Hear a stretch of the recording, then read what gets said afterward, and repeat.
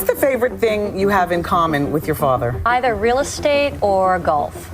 What a nice, wholesome, one involves education and intelligence. The other involves a nice physical activity where you can hang out with and chat with your dad and his friends and compete. Donald, with your daughter? Well, I was going to say sex, but I can't relate that. She's 6 feet tall. She's got the best body. Yeah, she's hot. Our police are heroes, and we're always going to have their back. A vote for Donald Trump is a vote to back the blue. Vance writes, quote, I hate the police. Given the maybe they have ability to go back, like, biologically. What the oh my god. Wait, why the did Donald Trump agree to come to this? I feel like this is going to be a very brutal convo for Trump. President, I would love I think if it's you a could answer very the question nasty on your rhetoric. question. What is this? Times his fatherly praise is downright cringeworthy, like on The View in 2006. I've said that if Ivanka weren't my daughter, perhaps I'd be dating her. You know? Oh, it's so weird. Stop. You know what? You are sick. Far from protecting his daughter from being talked about as a sex object, he has encouraged it multiple times. On Howard Stern's radio show in 2004 and then again in Well, hold on. He was just saying his daughter was attractive. Okay. 2006. By the way, your daughter, She's beautiful. can I say this? A piece of ass. Yeah. She looks more. He's just using contemporaneous ways to call a woman beautiful. Okay. She looks more voluptuous than ever. She's actually always been very voluptuous. It's She's tall. unbelievable. She's almost 6 feet tall. He just means she's of a healthy weight. That's good. Okay. Not too fat. Hold on one second. In May, Ivanka described herself as a feminist while defending her father on CBS after a scathing New York Times article about his alleged negative treatment of women. Is there unending commentary on the female form? No. I've known my father obviously my whole life, and he has total respect for women. Please welcome the lovely Ivanka Trump. Still, even Ivanka seemed confused when talk show host Wendy Williams asked about things the two have in common. What's the favorite thing you have in common with your father? Either real estate or golf. Donald, with your daughter? Well, I was going. Real estate or golf. What a nice, wholesome, like, one involves education and intelligence. The other involves a nice physical activity where you can hang out with and chat with your dad and his friends and compete. I'm sure that Donald is also going to provide some wholesome, good activities that he enjoys doing with his daughter that are honorific to the good virtues that she has and are good ways for parents to spend time with their children. Let's go. Let's go. Let's go, Donald. Father. Either real estate or golf. Donald, with your daughter? Well, I was going to say sex, but I can't relate that. Donald Trump has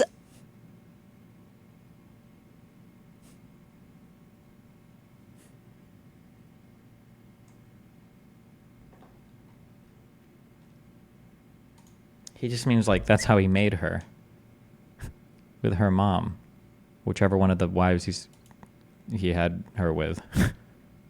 always been proud of his daughter. I'd call collect to his office. I was probably, 10 years old.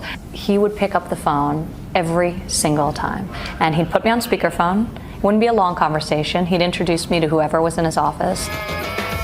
And he was front row when Ivanka took to the catwalk during her short-lived career as a fashion model.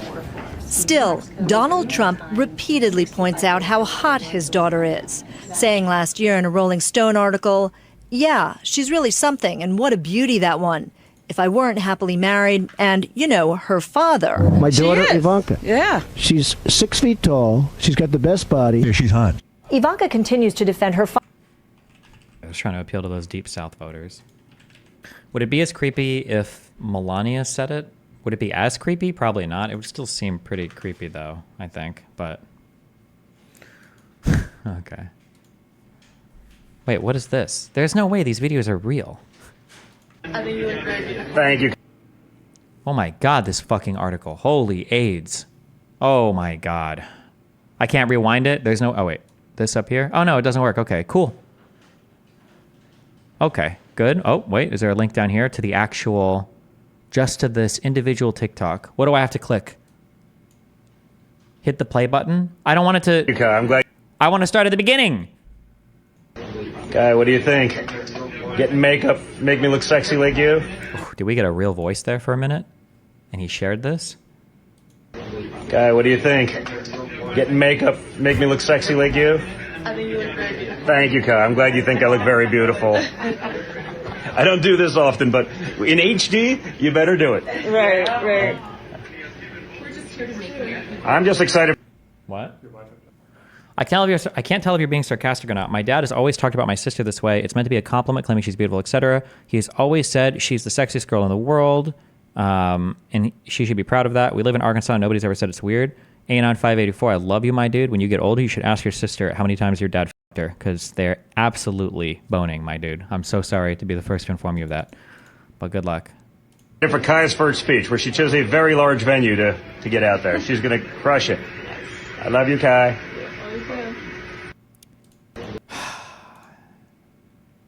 God, I hate being such a good, moral, upstanding person who's so relentlessly good faith.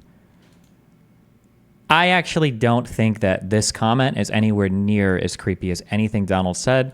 This just came off as more kind of, I feel like, wholesome-y, in like a awkward dad kind of way. Like, he's a dad, he probably doesn't put on makeup much. He's with his daughter. She looks old enough that she's probably worn a ton of makeup. He's like, oh, look, dad's looking sexy like you. Ha, I got makeup. Like, this doesn't feel like, maybe sexy isn't like the best word to use here, but this just seems like as much as I hate these fucking people, this doesn't seem like a creepy weirdo fucking video. Like the Trump ones were just fucking weird as fuck and creepy and gross. This just seems like a... Guy, what do you think? Getting makeup make me look sexy like you? I think you look very beautiful. Thank you, Kai. I'm glad you think I look very beautiful. I don't do this often, but in HD, you better do it. Right. We're just here to make you. I'm just excited for Kai's first speech, where she chose a very large venue to get out there. She's going to crush it. I love you, Kai. Kai, what do you... knee-jerk, conservative, et cetera, et cetera. But some of it's coming from Republicans who I think want to go back to the days of open borders and perpetual war. How do you expect to use him in this campaign, and what can you say to our viewers tonight to reassure them that this was an excellent pick? Well, first of all, he's got tremendous support. And he really does among a certain group of people that like families. I mean, he made a statement having to do with families. That doesn't mean that people that aren't a member of a big and beautiful family with 400 children around and everything else, it doesn't mean that a person doesn't have, he's not against anything, but he loves family. It's very important to him. He grew up in a very interesting family situation, and he feels family is good. And I don't think there's anything wrong in saying that. I think that the funny thing is, I pointed this out on the Piers Morgan episode this morning, the thing that people don't understand about Trump, listen, if you're a Republican and you're trying to figure out like how to conduct yourself, if you're trying to figure out what looks like good to your voter base, the thing that Trump has mastered, okay, that Republicans don't understand is shamelessness. Trump has no shame, okay? He doesn't feel the need to apologize for himself. He doesn't feel the need to correct himself. He doesn't care if there's like a negative perception of him on the other side or among moderates. He doesn't give a fuck. Trump sets the tone, and you either fall in line or you get the fuck out, okay? That's how he operates. So if you come at Trump with a quote, right? This is why all of the Oppo research and the hit pieces and everything else, like, don't work on him. If you come at Trump, you're like, you said this a while ago. Like, what do you have to say for this? And he's like, what do I have to say? She's a fucking loser. I don't care. We're talking about sonic inflation in America and what I'm going to do for America. These people aren't serious. He just goes forward.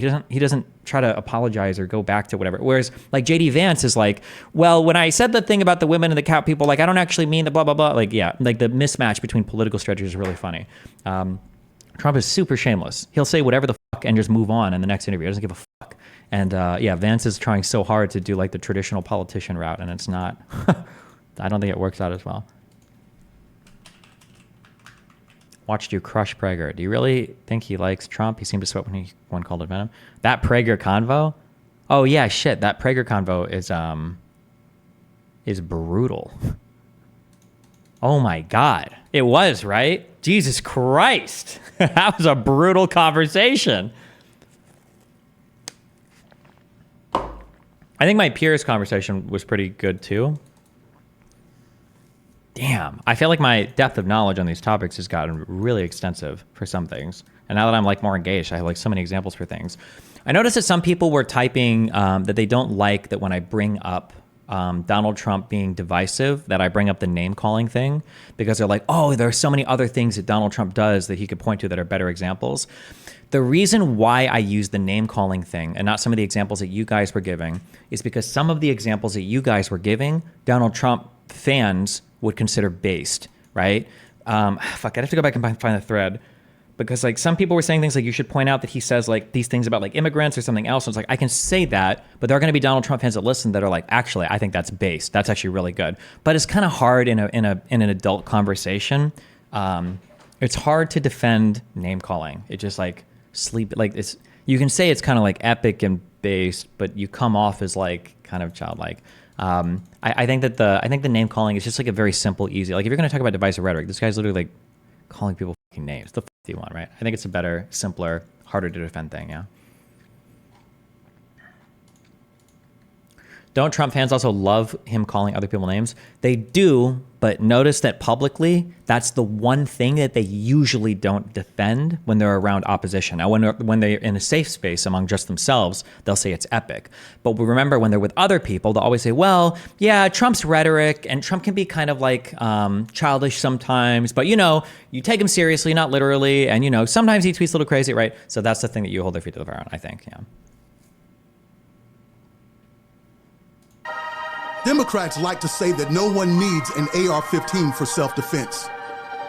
That no one could possibly...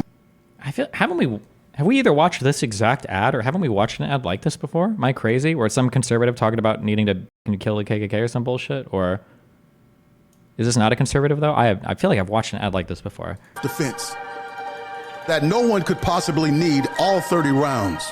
No, we have seen this ad. But when this rifle is the only thing standing between your family and a dozen angry Democrats in Klan hoods. It would definitely be the Democrats and the Klan hoods. Absolutely. Absolutely. It would absolutely be them. Dozen angry Democrats in Klan hoods. You just might need that semi-automatic and all 30 rounds. Remember, Democrats were the party of the KKK. Don't ever forget it. Okay, I'll watch this later. House. Okay, what is this? CNN just demolished JD Vance on live TV in just 2 clips. And we know the truth, by the way, that our police are heroes. Did Destiny look at Lycan's tweet? I don't know what. I have no idea what. I don't understand. I don't know. I am almost positive that like leaders of governments, like military leaders, commander-in-chiefs or whatever, I'm almost positive that these people are legitimate targets for war. I don't know why he's saying that you couldn't target Haniyeh.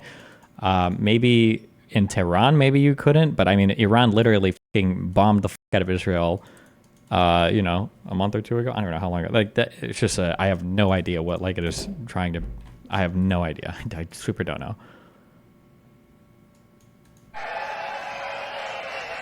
And we know the truth, by the way, that our police are heroes and we're always going to have their back. A vote for Donald Trump is a vote to back the blue. Vance writes, quote, I hate the police. Given the number of negative experiences I've had in the past few years, I can't imagine what a black guy goes through.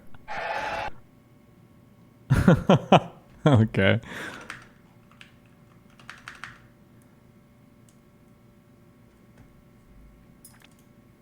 Administrators. Look at the size of this guy.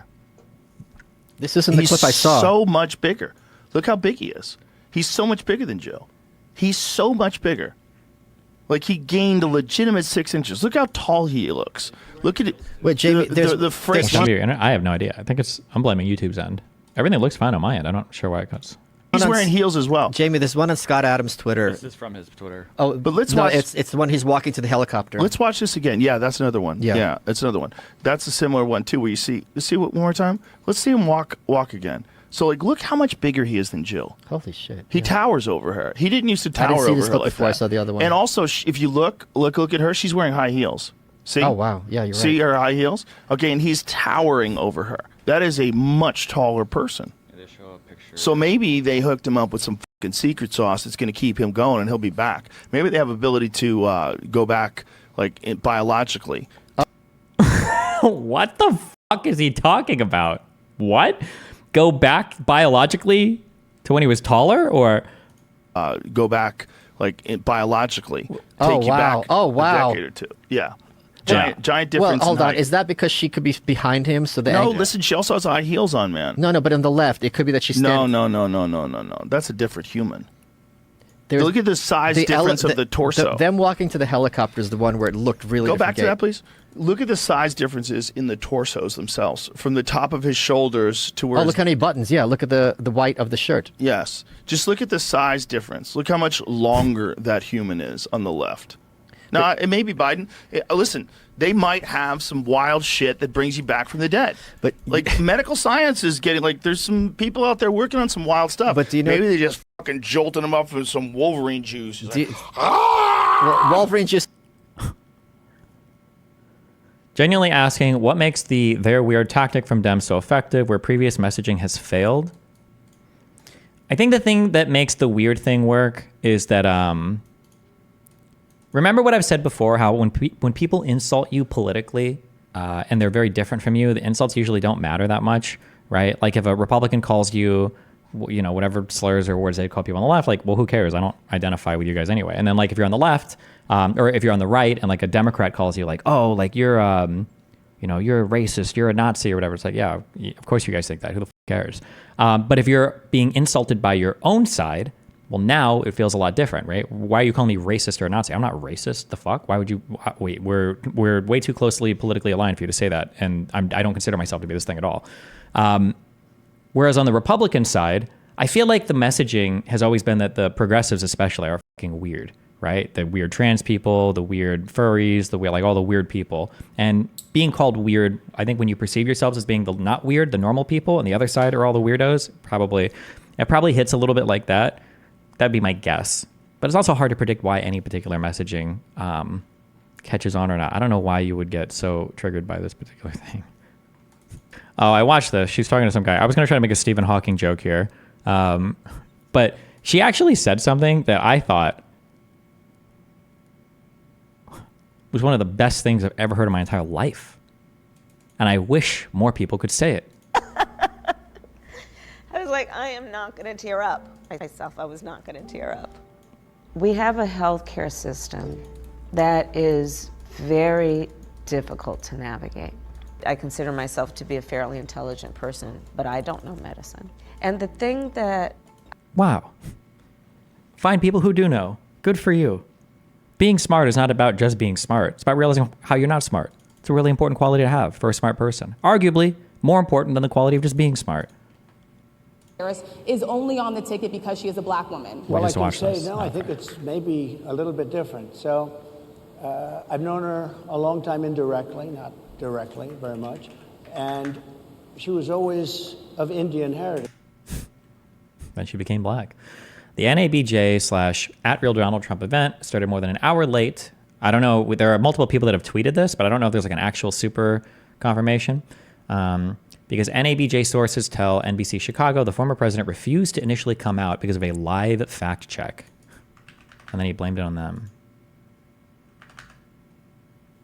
Because of MIT, my relationship to MIT, very smart. He goes, I say, what would happen if the boat sank from its weight and you're in the boat and you have this tremendously powerful battery and the battery's now underwater and there's a shark that's approximately 10 yards over there. By the way, a lot of shark attacks lately. Do you notice that? A lot of shark. I watched some guys justifying it today. Well, they weren't really that angry. They bit off the young lady's leg because of the fact that they were not hungry, but they misunderstood who she was. These people are crazy. He said there's no problem with sharks. They just didn't really understand a young woman swimming now really got decimated, and other people too. A lot of shark attacks. So I said, so there's a shark 10 yards away from the boat, 10 yards. or here. Do I get electrocuted if the boat is sinking, water goes over the battery, the boat is sinking? Do I stay on top of the boat and get electrocuted, or do I jump over by the shark and not get electrocuted? Because I will tell you, he didn't know the answer. He said, you know, nobody's ever asked me that question. I said, I think it's a good question. I think there's a lot of electric current coming through that water. But you know what I'd do if there was a shark or you get electrocuted? I'll take electrocution every single time. I'm not getting near the shark. So we're going to end that. We're going to end it for boats. We're going to end it for trucks. The truck. What is this? Trump just childishly tightened a black female journalist's water due to her hard questions. What do you say? So what I wanted to say was the last time we spoke, you said some words that were prophetic. Because I asked What do you say? So what I wanted to say was the last time we spoke, you What do you say? If I had to guess, my guess is he was probably thirsty and he went to grab a bottle of water because this is like what he sees. And then he probably sees the glass over there and he's like, oh shit, this probably isn't mine. And he probably set it down again. That's probably what happened. What do you say? So what I wanted to say was the last time we spoke. Especially because the way that it doesn't look like he's tightening it. Like when you, like if I was going to tighten this, like you pick it up and then you do this and then you, like you wind up first, right? Don't you? I just spilled this all over myself like a retard. Don't you like wind up and then do it? Like you wouldn't just like put your hand here and then immediately tighten. You put your hand here and you kind of like wind up and then you do it, right? His first twist is clockwise because he's going to go to open it, right? Hold on. Because he's now he's getting ready. Now he's going to unopen it, but then he realizes, oh fuck, this isn't my water. Or he can't open it because he's old and weak. And then he sets it back down.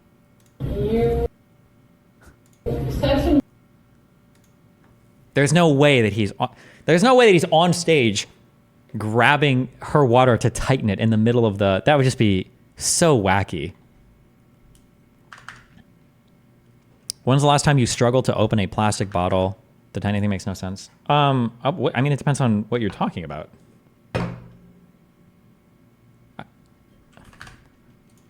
Sometimes there's like print errors on bottles where the plastic doesn't like what do you call it when they do the thing? You know how they've got like little plastic tab and it's like or whatever. What is it? It's not perforate. What would it be? Would it be perforate? Yeah. And then you try to open it as like.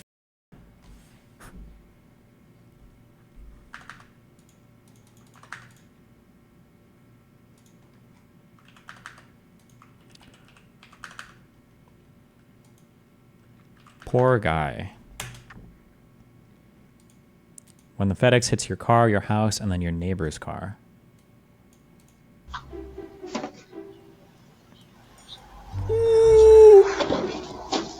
Oh, wait, did he not put his parking brake on? Oh, no.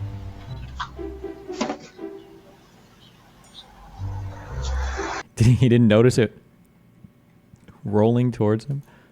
He's like, oh, what? Hold on. No!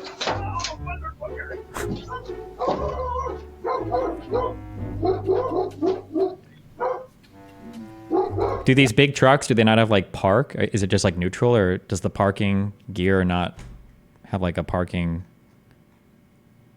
like, is there no park? I don't even know. I don't drive. Fuck trucks.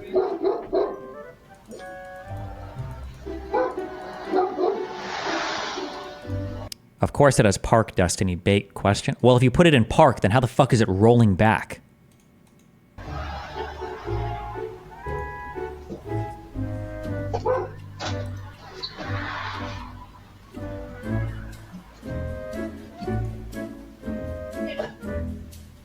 He didn't, or it slipped.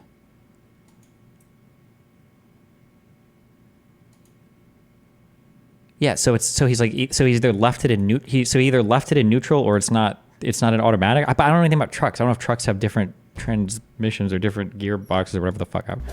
It's probably manual, no? No shot, right? I feel like these would all be automatic, no?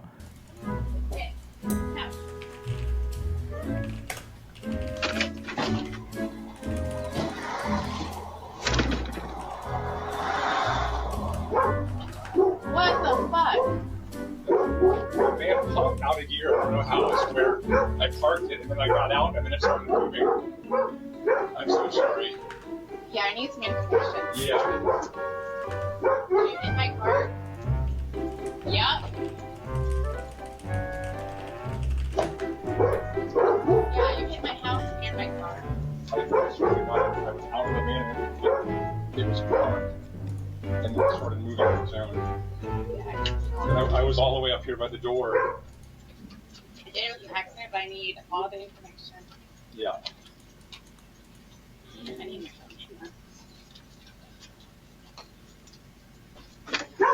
Shut up.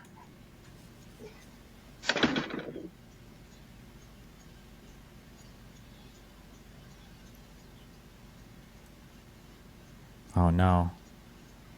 Is it gonna malfunction again? Is it fucked?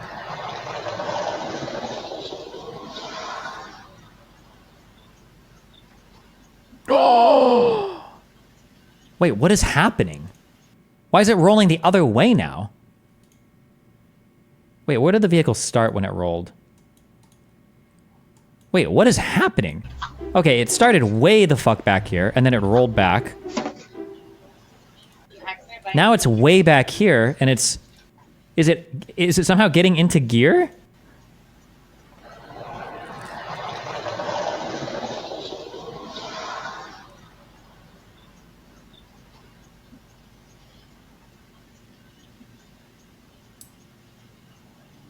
Oh my God. What the fuck is going on here?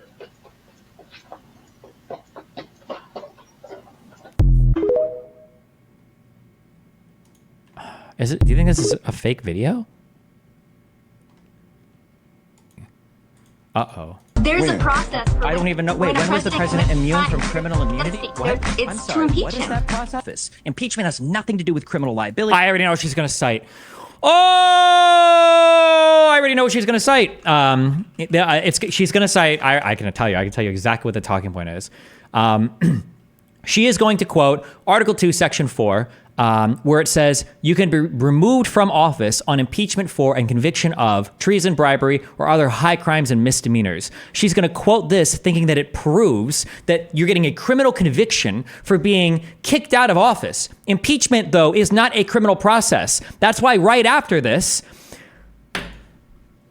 That's why it says the judgment in cases of impeachment shall not extend further than to removal from office and disqualifications to hold and enjoy any office of honor, trust, or profit under the United States. But the party convicted shall nevertheless be liable and subject to indictment, trial, judgment, and punishment according to law. Now, that's not completely true, because the people that wrote the Constitution were fucking retarded. And what they forgot to include in here is that except the president. The president cannot be liable and subject to indictment, trial, judgment, and punishment according to law. That is not true, okay? The Roberts and the rest of the conservative quarter side, that's not the case. But before that crazy ruling came out, and for everybody besides the president, impeachment has nothing to do with a criminal proceeding. I already know she's going to cite this. This is exactly what she's going to do. Fucking kill me. There's a process. I don't even know. Wait, when was the president immune from criminal immunity? What? I'm sorry. What is that process? Impeachment has nothing to do with criminal liability. The maximum conviction sentence you can get for being impeached is just being removed from office and prevented from taking seat in future office. That's it. No, it's not. All right. Those who have been impeached and removed from office are still subject to criminal prosecution for the same underlying factual matters. This is not... Can she not read?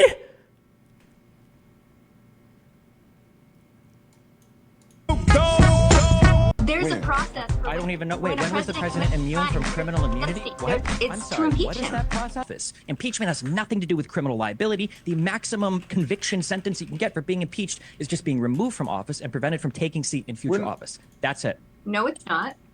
Is she saying that he can't be prosecuted without being impeached? No, she thinks that if you're impeached, you can be convicted of a crime as part of your impeachment. You can be impeached and go to jail. There's a process. I don't even know. Wait, when was the president immune from... Kill me. Holy shit. Why are we even arguing this? This is so stupid. Oh, she's still tweeting about me. Yes, be triggered. Density, skull face. OMG, the face you make when Density tries to come off like a constitutional scholar. Priceless. Damn, if only we were on a show together, we were all talking and they could have contradicted a single thing I said. I want to start by addressing the elephant in the room, sir. A lot of people did not think I'm told that Trump is demanding that NABJ not do the live fact-checking, and that's why the event hasn't started yet. Is that true? it was appropriate for you to be here today. You have pushed false claims about some of your rivals, from Nikki Haley to former President Barack Obama, saying that they were not born in the United States. Oh my God. Why the fuck did Donald Trump agree to come to this? Which is not true.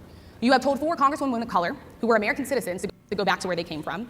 You have used words like animal and rabbit to describe black district attorneys. You've attacked black journalists, calling them a loser, saying the questions that they ask are, quote, stupid and racist. You've had dinner with a white supremacist at your Mar-a-Lago resort. So my question, sir. I feel like this is going to be a very brutal convo for Trump. Now that you are asking black supporters to vote for you, why should black voters trust you after you have used language like that? Well, first of all, I don't think I've ever been asked a question so in such a horrible manner. First question. Oh my God, he's such a fucking pussy ass bitch baby motherfucker. This is what I mean. I think I said this on Piers yesterday. I think the video just got posted today.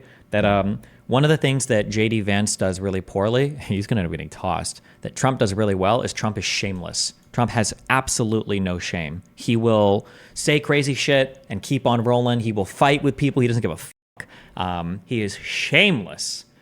So we'll see. Yeah.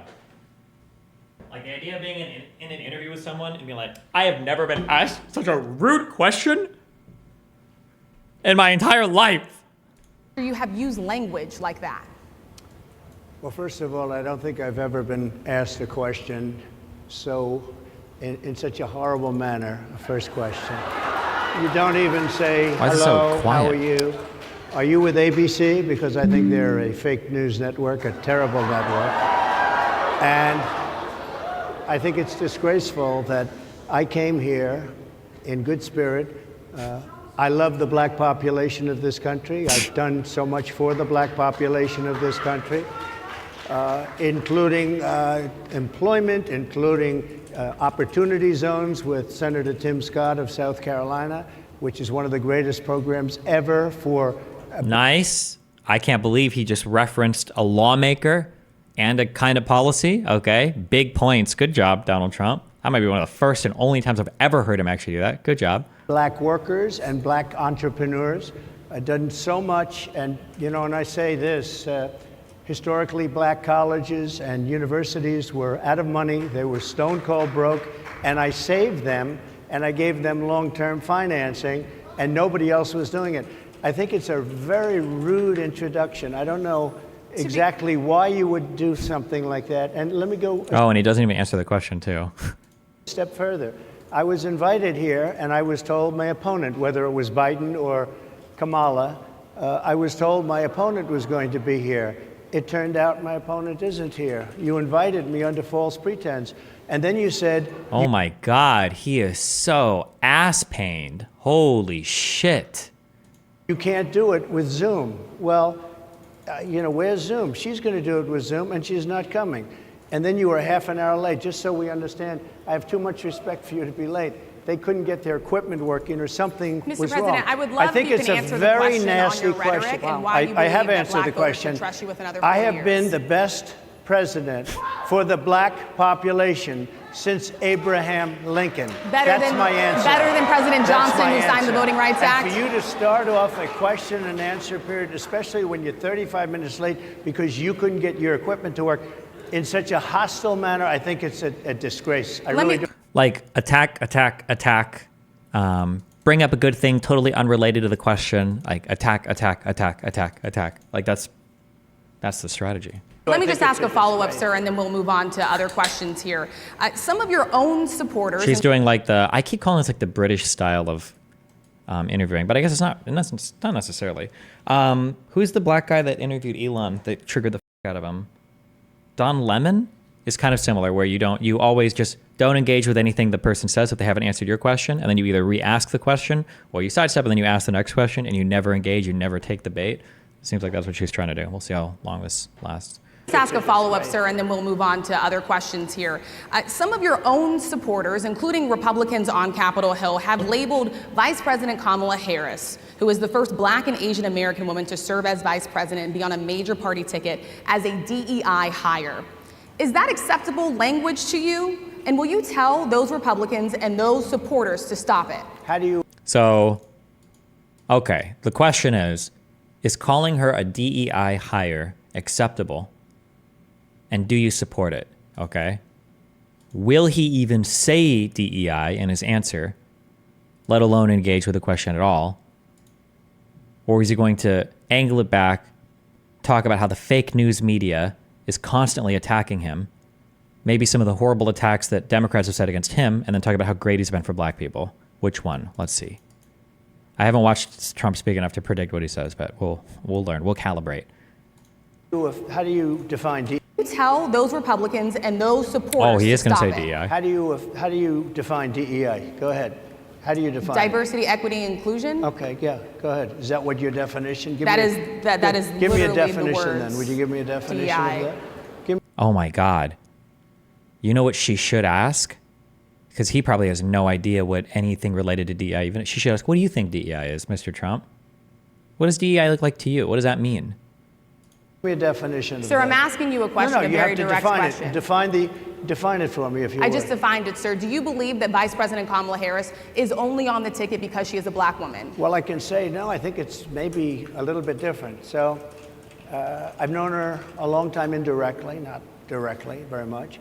And she was always of Indian heritage, and she was only promoting Indian heritage. I didn't know she was black until a number of years ago when she happened to turn. Okay, never mind. He just went a totally different direction. I shouldn't have even tried to predict. Wait, what? Indian heritage. I didn't know she was black until a number of years ago when she happened to turn black, and now she wants to be known as black. So I don't know, is she Indian or is she black? She is always But you know identified what? as a black woman. She went to a historically black college. I respect either one, but she obviously doesn't, because she was Indian all the way, and then all of a sudden she made a turn and she became a black person. Just to be clear, sir, do And you I believe think, that I think she is somebody should look into that too when you ask continue in a very hostile, nasty tone. It's a direct question, sir. Do you believe that Vice President Kamala Harris is a DEI hire, as some I Republicans really have don't know. said? I mean, I really don't know. Could be. There are some, and there are plenty. I know this lady right over there, Harris, is a fantastic person who just interviewed me at length. And we had a great interview, I think, and I heard you got very good ratings on that Well, interview. you told me it was the longest one of your life, so we had a good discussion. Look, I want to talk Jesus about why you're here Christ. today. I mean, it is not lost on us how divided we are as a country. And as you were coming today, we really got to see that we are divided along the lines of race, along the lines of gender. And there is this question of, in this moment where we are, why come here? What is your message today? My message is to The blacks stop love me. people from invading our country that are taking, frankly, a lot of problems with it. I really appreciated your performance in the debate with Prager, but I felt like you just let him get away with denying the relevance of Project 2025. In my opinion, it's a pretty important topic. I'm not sure if you read it. I'm not convinced. I just don't care much about 2025. Maybe we'll read it coming in the future, in the next month or two, but right now I just don't give a fuck about it. We'll see. But one of the big problems, and a lot of the journalists in this room I know and I have great respect for, a lot of the journalists in this room are black. I will tell you that coming from the border are millions and millions of people that happen to be taking black jobs. You had the best. What exactly is a black job, sir? A black job is anybody that has a job. That's what it is. Anybody that has a job. All right. And Mr. President, they're taking the employment away from. The funny thing is, oh man, there's so many ways you can go with this. You should hit him for being old and unclear. I know what's in his head and I know what he's trying to say, and he's correct. When people say black jobs, they don't mean like lower class bad job. They just mean that like jobs that black people are working, right? Like we need to do something about white jobs because the white unemployment rate is whatever, or black jobs because of black. That's what he means. That's what he's trying to say. But he can't. He either doesn't know how to phrase it, or he's just old and slow. Like he just can't. He can't say what he's trying to say. So he said what he's trying to say is like he's trying to say like a black job is just any job or any. But the way that he says it, it sounds like he's trying to run away from what he just said. Exactly is a black job, sir? A black job is anybody that has a job. That's what it is. Anybody that has a job. All right. And Mr. they're President, taking the employment away from black people. They're coming in, and they're coming in, they're invading. It's an invasion of millions of people, probably 15, 16, 17 million people. I have a feeling it's much more than that. And everybody's been seeing what's happened. The first group of people, the black population, is affected most by that. Is he trying to say that brown immigrants are competing with black people for DEI jobs? No. The actual econ that he'd be talking about, although I wouldn't give Trump credit for knowing any econ, but I'm sure he's got the talking points at least, is immigrants that come illegally especially tend to be people that do more lower level work. And since the black population in the United States is probably behind in education compared to other immigrant populations, especially legal immigrant populations, the native black population is probably most threatened to be displaced, maybe by illegal immigrants. Now, I'm not actually sure if that's even true. That would be the econ theory. Your biggest confound here, though, however, there would be two large confounding variables. One is that my guess is going to be that illegal immigrants probably tend to be heavily clustered in certain industries that native black people don't work in. So for instance, I would be surprised if like illegal agricultural immigrant workers, like people that go to like California to do farming jobs or whatever illegally, they probably don't compete with black people. And two, my guess is going to be that like black people tend to be clustered around cities, like highly urban areas. I don't know if illegal immigrants are competing as much in these areas as well for jobs. So I don't even know if illegal immigrants would impact jobs that black people would tend to work. But. And Kamala is allowing it to happen. She's the border czar. She's the worst border czar in the history of the world. There's never been a border czar like this. She's never even essentially been. She said she was there once, but not the right part of the border. So she was a border czar. She's done a horrible job. These people are coming into our country, and they're taking black jobs and Hispanic jobs, and frankly, they're taking union jobs. Unions are being very badly affected by all of the millions of people that are pouring into our country. And one thing, as we discussed, what he just said shows he meant low-skilled labor instead of what you said. No, what he kind of means that, but not in the... When people say black jobs, okay, there's a very heavy normative loading that like black people are meant to work these jobs because these are jobs for black people, right? When he says like black jobs, he means that any jobs that black people would be displaced from, black people tend to work the same jobs that illegal immigrants would come over, or that he's saying illegal immigrants would come over and take. But I don't think that he means it in like the maliciously loaded way of like black jobs. These are jobs for blacks, right? You can argue that my explanation now is the same thing that other people say that he's saying, but I don't think so. I think when other people are saying he says black jobs for black people, he's using a much more negative loading there than he probably intends to use, would be my guess. I'm being a bit charitable here. It reminds me of the, oh no, oh my God, this was one of the worst flubs of all time.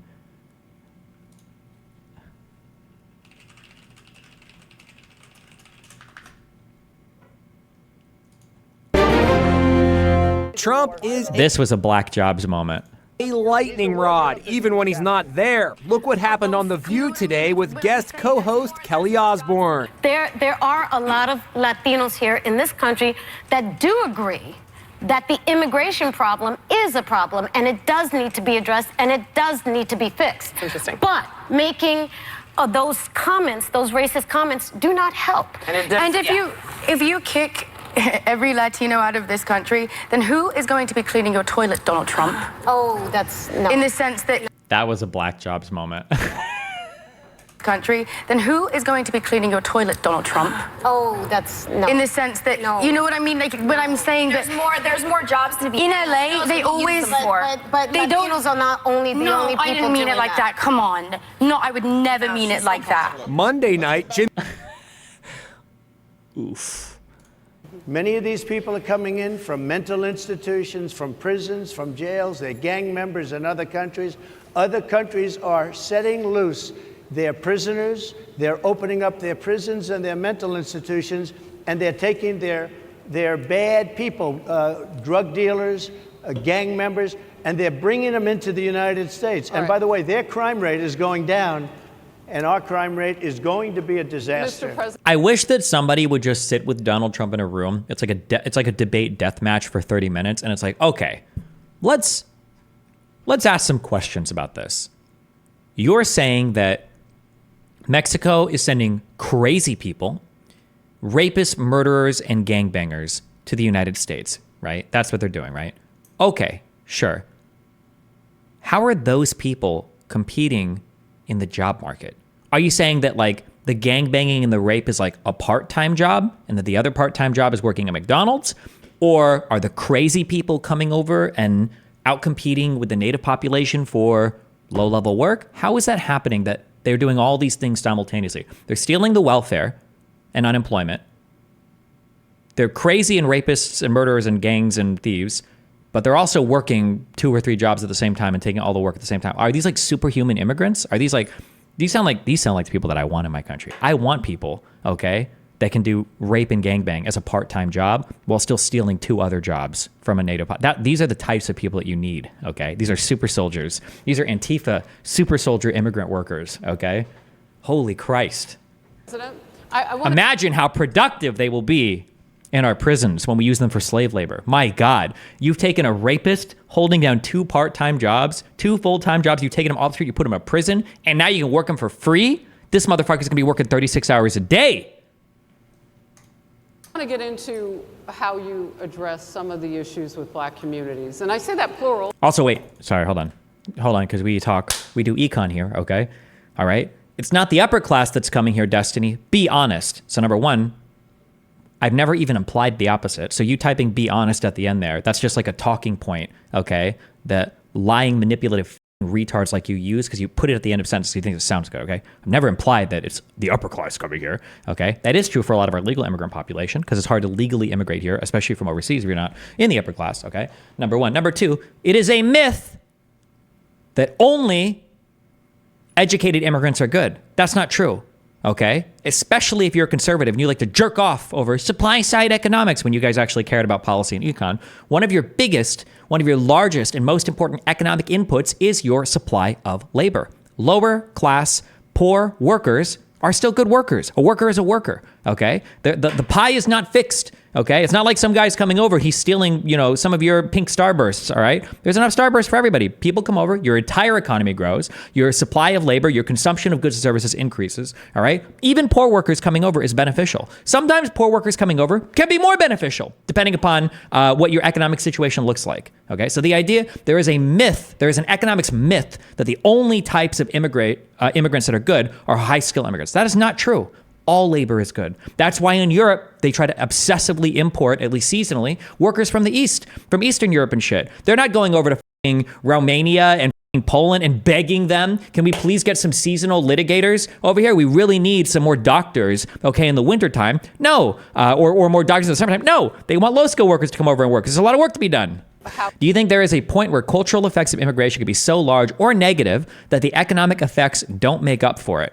I think that it's definitely possible that could be the case. And I think that maybe 10 years ago, I think Nazis maybe could have made that argument. But like the illegal immigrant who pays $5,000 and throws away his entire life in Mexico to come to the United States of America to try to work a job, not get arrested, and pay for his family probably shares more in common with like an Alexander Hamilton or Benjamin Franklin than any authoritarian, supportive, anti-American, anti-patriotic, military-hating, anti-federalist, anti-constitutional, Trump-supporting piece of shit does these days, right? I would take 5 billion, okay, of the slickest-backed, the wettest, most Hispanic Mexican people right now in this country versus the Hitler-esque authoritarian-supporting, crazy fascist Trump people right now, okay? The people that support Donald Trump right now have absolutely nothing in common with the core base values of what it means to be an American citizen, okay? These guys will clap and applaud when Donald Trump talks about suspending the Constitution and jailing people for their First Amendment rights.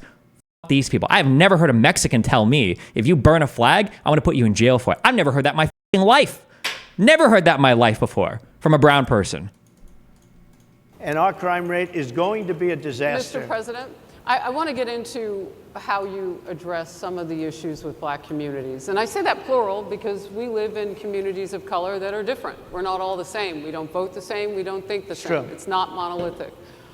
So as you come here today, I want to talk about something that bursts. And Destiny has never met a single person like he is describing. He lives in a high-rise in Miami.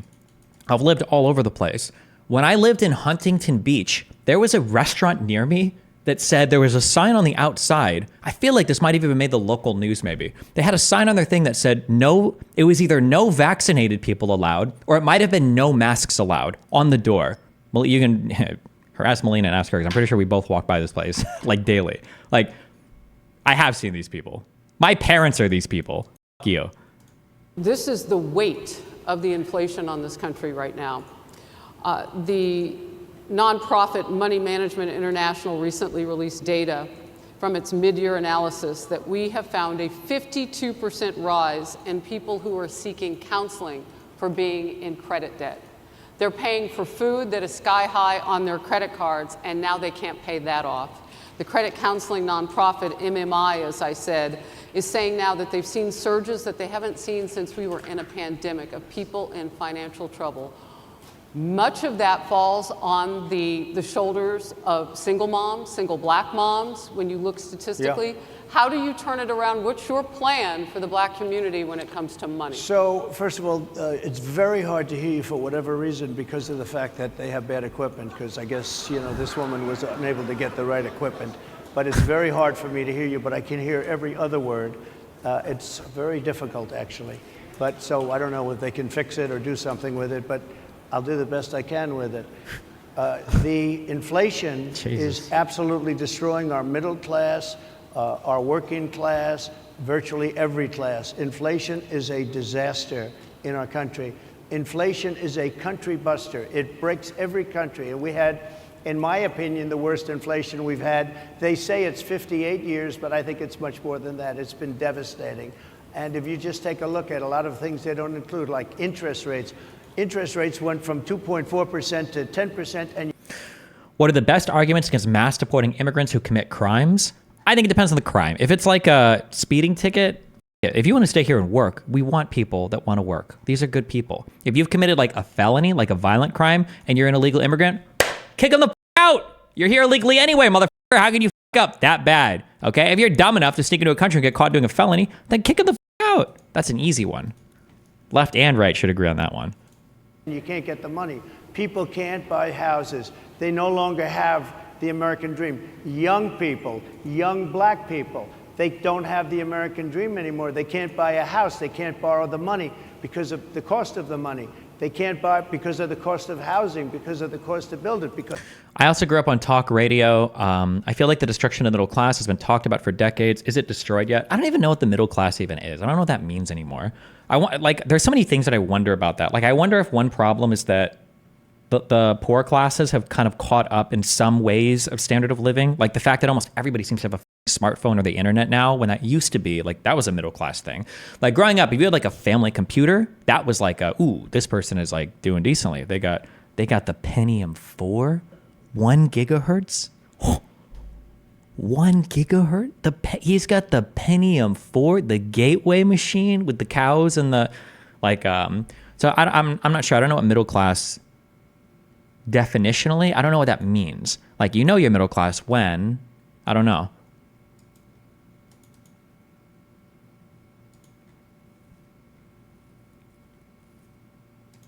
because of inflation. Inflation is a disaster, and it's destroying our country, and it's destroying the black community probably as much or more. So what do you do? Than any. What's your plan? You know what we have to do? We have to bring down the cost of energy, and that's going to bring down the cost of inflation. This was all started with a bad energy policy by Joe Biden. By the way, just if I might, I was running against a man named Biden. You probably saw that. And he was losing very badly in the polls, and then he had a rather bad debate. I would say it was a bad debate. I would say it was one of the worst debates in history. And his poll numbers crashed. And instead of saying, you know, let's keep going, and maybe something happens the other way, they said, oh, we're going to replace him. Let's just replace him. That's like you're in a fight, a prize fighter's in a fight. He's not doing what you say, let's bring in another fighter. Hey, Aunt Destiny, I was wondering how to approach this. I am trying to convince a friend of the false elector scheme, but he seems to just disregard the committee's findings, given it's a 7-2 Dem/Republican. If you live in the United States, then you're probably fucked. because healthcare is really expensive here. And unfortunately, it sounds like your friend probably has brain cancer, and there's nothing that you can do to help him. Just because a thing comes from a source that you doesn't like doesn't mean that the information is fake or not true. To pretend that like, oh, well, Donald Trump said that he was 82 years old. Oh, yeah, that was in the J6 committee. I don't trust that. Oh, in the J6 committee, they said that the earth was round. Well, now I know it's flat. Oh, in the J6 committee, they said that like that's retarded. If you want, you can hit him on the actual historical, it was a couple of years ago. You could actually hit him with the fact that, okay, well, they tried to get Republicans to participate in the J6 committee, but guess what? I think it was McCarthy. Why do I feel like it was McCarthy? Who was in charge of... Pelosi reached out to put together a panel to have Republicans on this. And I think McCarthy might have been one of the big guys who was involved in these negotiations. They didn't want people, I think they suggested 5, and I think 2 got rejected. Like I think one was Jim Jordan, and I don't remember the other guy, but because they were going to be investigated by the J6 committee, and they didn't feel like it was appropriate to have them. And when 2 were rejected, I think McCarthy said, oh, well, in that case, we're not going to give you anybody. Fuck you. We're not going to participate. And the reason why, in my opinion, was for what your friend is saying now, okay, who is a fucking tool, by the way. It was exactly so that dipshits like your friend could go, oh, it's not legitimate because it's all Democrats, so it must be biased. So it's not actually real, which is probably McCarthy's whole goal the entire time. Tell him to actually like grow the fuck up. You know, if he's 12, then what he said is acceptable. If he's older than 16, then tell him, hey, why don't you engage with the underlying subject matter rather than just trying to write it off because you don't like the fact that it was 7 Democrats and 2 Republicans. Like everybody interviewed basically was a Republican. Nobody denies any of the shit that's being said. A lot of this was presented to Congress. A lot of this testimony was given under oath. A lot of this is in the form of deposition. All of these people are available publicly to talk to. A lot of the information is now also showing up in criminal indictments. A lot of the information has also been reported by the media. Like, I mean, like what there's a nonsense talking point, right? Your friend should, you know what he needs to do. So our whole campaign was steered toward him, and now we have to steer toward him. But ultimately it's the same because they have bad policy. They have policies of open borders, unbelievable open borders, horrible energy policies. They want to get rid of... Do you think that Biden's Supreme Court reform, is it all likely to go through with some of the newfound momentum of Harris's campaign? No. Biden, in my opinion, his Supreme Court reform is super, super, super partisan. And I don't think anything like that will pass unless you've got like a supermajority in the House and Senate or whatever. As you say, gasoline in cars. They want to get rid of oil. They want to get rid of efficient heating. Mr. President. Environmentally, what they're doing is killing our country. They're absolutely destroying our country. But the inflation is the thing that's hurting the black worker, the black population, and every other population within our country. Inflation is the worst it's been, I think, in over 100 years. Wow. True. Partisan isn't not good? No, partisan isn't politically partisan. Like, why would you have an ethics restriction on who could be a Supreme Court judge when conservatives are highly unethical people? And they'll fact check it. They'll say it's only 58, whatever it may be. They don't add all the numbers. They don't add the really bad numbers, and you can check that too. But inflation, Harris, is absolutely destroying this country. It's not even like a good, I don't even know. What the fuck is this? Why?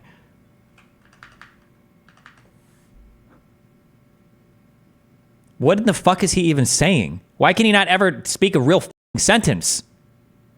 Sorry, let's listen from the beginning of this. I'll do the best I can with it.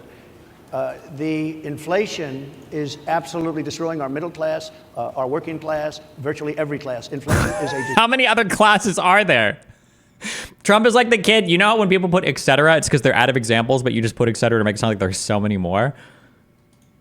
It's hurting the upper class, the middle class, and all the rest of the classes. What, the black closet? What? Disaster in our country. Inflation is a country buster. It breaks every country. And we had, in my opinion, the worst inflation we've had. They say it's 58 years, but I think it's much more than that. It's been devastating. And if you just take a look at a lot of things they don't include, like interest rates.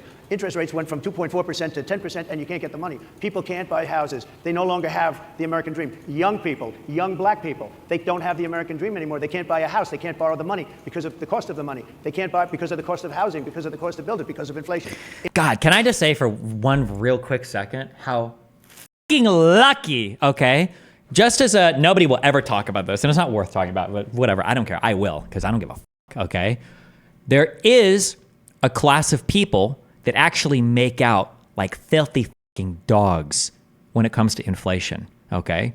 Remember, inflation, in the broadest sense of the term, arguably devalues, okay, currency, arguably, right? In a very, very broad, very macro sense, it devalues currency, okay? People that have non-cash assets are kind of insulated because the value of the asset increases, inflation, right? And people that have cash debt also benefit from inflation. So imagine right now, okay, the real evil people right now are the fucking homeowners. More people than at any point in US history have a refinanced mortgage that's like fucking 2.5%. So the money is fucking free, okay? They have huge houses. The money is fucking free. And now not only is the money free, but now you've had a couple years of really big, okay, year-over-year inflation. You know what doesn't inflate? The amount of money that they owe on their home. So the price of their home is going up. The absolute dollar value of the mortgage remains the same. The inflated value means that the debt that they owe on their house is decreasing, and they have historically low interest rates than at any point in US history, okay? Fuck homeowners, okay? Absolutely disgusting, okay? There was this one graph, I'll never be able to find it again. It's like percentage of homeowners, current interest rates. The amount of people that own homes right now with just interest rates that are financed at disgusting rates is unbelievable. Unbelievable. I think this was I remember seeing this graph on a tweet in maybe a year ago. Fuck. Can I find this? 89% of U.S. homeowners, 6% is fucking high. It was an ungodly amount. I want to say it was below 3%. It was. Are these new mortgages also, or are these? This is in February. Do you still own that house in Nebraska? Yeah, I do.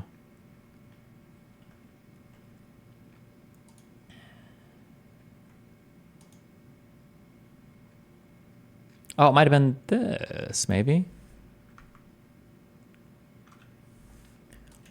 Look at how much of the market, right? Mortgage holders. This is all mortgage holders, not just new mortgages, right? In 2022, almost 60% of the market was at under 4% for interest rate on a loan. Unreal. Almost a quarter of the market below 3% on their mortgage. Unreal. And now you've got the inflated value is effectively reducing the debt owed, plus the increase in the value of their homes and everything. Unreal. Did I refinance? No, I just need to pay mine off. I'm just a lazy fuck. Why do you say it's disgusting? It's just an expression. I guess it sounds normatively loaded. It's just really good. If you were a homeowner and you bought or you refinanced when the rates were super low, you're in such an unbelievably good position. However, because owning a home is a dog shit way to build wealth, but it is the most important way that all Americans build wealth. When they build wealth using their homes, they don't feel it and they don't feel good about it. And so when everything inflates, they feel like shit because they're not actually gaining anything when their home value inflates, because retarded Americans don't want to ever sell their homes. So this is why I hate homeownership as a vehicle of wealth building. It's so stupid. You can't pull money out of that. Wow, great. My home is worth, you can tell me right now, my home in Nebraska is worth $10 million. Okay, what the am I going to do? Take out a HELOC and go buy a fucking sucking machine? Like, how am I going to access that equity? What, am I going to rebuild my kitchen? Like, it doesn't do anything for me. Cringe. Okay, anyway.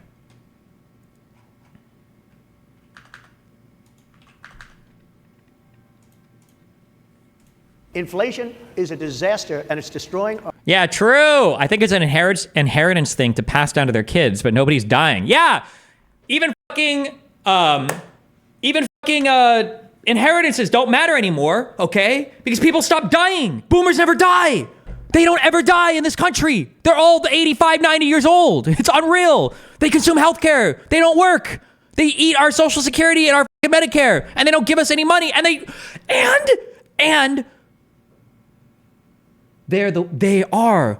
It's every accusation is a confession. Boomers are the mythical immigrant. They're the people that are stealing the welfare and stealing the jobs at the same fucking time. It's them. It's the boomers. They won't fucking retire. They won't get the fuck out of the workforce. They won't fucking leave politics, okay? Feinstein literally had to be wheeled out from the Senate chambers when she was dead, okay? And they're all on fucking Social Security. These motherfuckers are collecting Social Security at the same time. What the fuck? And they still vote. My God. Hereditary was right. At 72, we're walking up the cliff. Those super low rates also basically locked people into their homes. Getting a new home loan to move would change the rate from like 3 to 7%, meaning it also reduces the velocity of the housing market. What? Hello, Flagella. Who are you? Do we have an Econ 101 graduate? Welcome. That is indeed correct. Oh, not Hereditary. I'm sorry, Midsummer. Hereditary is for annoying children. Yes, that is correct. Because like sometimes I'll like speak.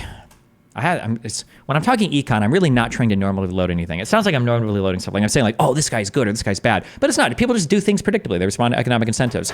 If you're a homeowner and you buy a sick fucking home at a 2% interest rate, you're never leaving that fucking house. Same thing with a rent control thing. Why the fuck would you ever leave that house? You've got the sickest deal in the world. So what does that do to the velocity in the housing market? So you don't have as many people buying and selling, right? So you've got less units available, supply falls. You've got other people that do want to buy shit, okay? Upward pressure on prices, interest rates are higher, right? There's just so many bad impacts that come from low interest rates on those homes. We need to take homes. Here's what should happen. No home ownership. Every house owned by BlackRock. Every single person a renter. Boom. Housing issues solved in the U.S. Our country, and it's destroying the black community probably as much or more what do you do? Than any. What's your plan? You know what we have to do? We have to bring down the cost of energy, and that's going to bring down the cost of inflation. This was also. Trump wants to lower mortgage rates. What impact would that have on inflation? If that happened right now, it would just cause it to go up, right? Started with a bad energy policy by Joe Biden. By the way, just if I might, I was running against a man named Biden. You probably saw that. And he was losing very badly in the polls. And then he had a rather bad debate. I would say it was a bad debate. I would say it was one of the worst debates in history. And his poll numbers crashed. And instead of saying, let's keep going and maybe something happens the other way, they said, oh, we're going to replace him. Let's just replace him. That's like you're in a fight. A prize fighter's in a fight. He's not doing well. You say, let's bring in another fighter. So our whole campaign was steered toward him. And now we have to steer toward him. But ultimately, it's the same because they have bad policy. Our whole campaign was geared towards him. What? Shouldn't your campaign be geared towards like the policy platform that you're building upon, that you want to sell to America? What do you mean your whole platform was built towards him? What does that mean? What? Just replace him. That's like you're in a fight. A prize fighter's in a fight. He's not doing well. You say, let's bring in another fighter. So our whole campaign was steered toward him. And now we have to steer toward him. But ultimately, it's the same because they have bad policy. They have policies of open borders, unbelievable open borders, horrible energy policies. God, I love that Prager question. I can't believe Prager was not shameless enough. He had a shameless problem, and that he needed to. This debate was brutal. Holy shit. Do you believe, Stephen, that the Democrats have been for a controlled border and not for an open border in the last 10 years? I think the Democrats tried to pass comprehensive legislation that was written by Langford, a Republican in the Senate. I think Donald Trump and the Republicans are the ones that killed that, and that was on public record. So no, the Democrats have not been for open borders. The Democrats are for a closed border. Okay, it's not just closed or open. Can you define it, though, for us? The border is a very complicated thing. Can you define what you mean? It is very complicated. It's not complicated. Why would you say this? Immigration policy isn't complicated. Yeah, of course. What do you mean? It's probably one of the most complicated things you could do in this goddamn country, especially in the United States. Holy shit.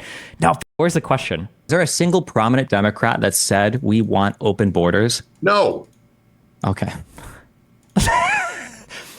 As soon as he said that, I thought he was going to say, because there is like a better answer that he could give, right?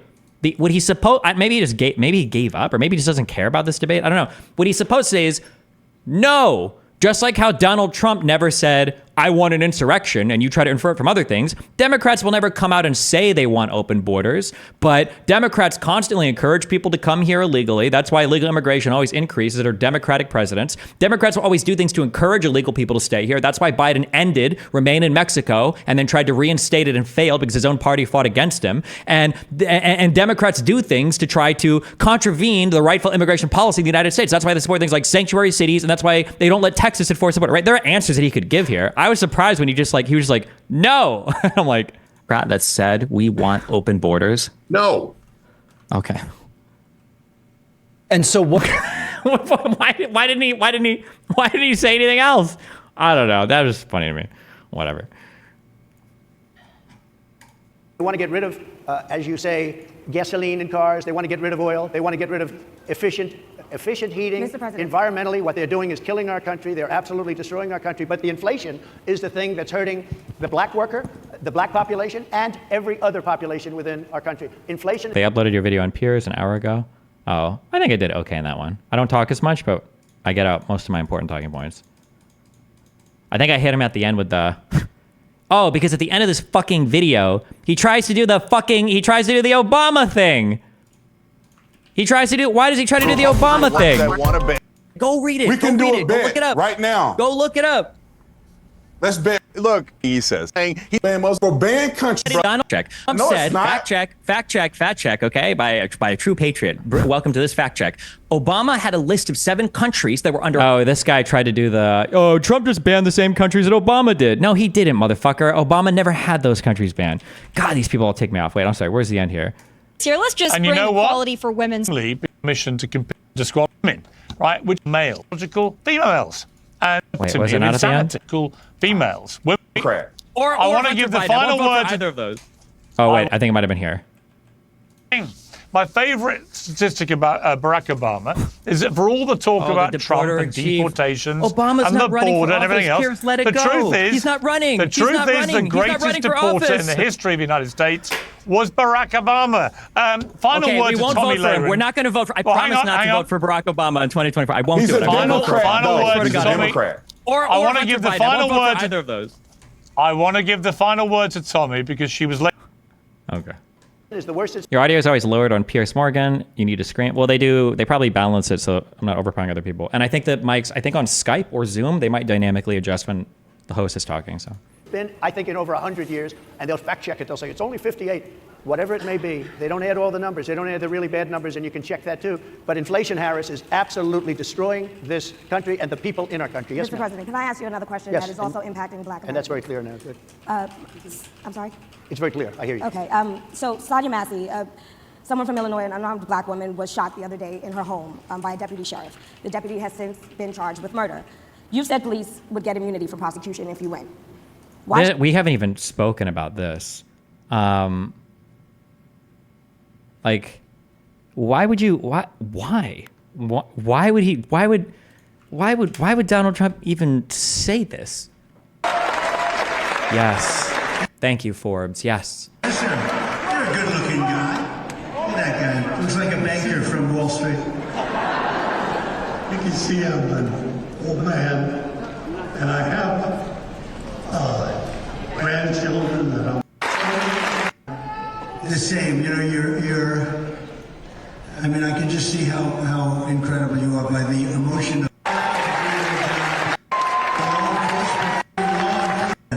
We're going to make it safe. We have to give authority back to law enforcement so they can properly protect people. Because right now, law enforcement is not Right here. crime is so bad in the cities. And one of the things I said is we're giving immunity. We're going to guarantee people. You know, they lose a law enforcement person. They go and stop people from robbing stores. You go to some of these department stores where 500 people walk into the stores. They walk out with air conditioning. They strip the whole store. The company goes out of business. The store is vacant for 25 years. The whole city becomes a slum. And if you do anything as a law enforcement person, they take away your house, they take away your family, they take away your pension. We're going to make it so that we're going to give them essentially immunity. We're going to make it that they are not going to be losing their pensions. Like, what is he even talking about here? What the fuck are you even talking about? What kind of immunity can the president even give to local law enforcement? Like, what do you think you even have the authority to do here?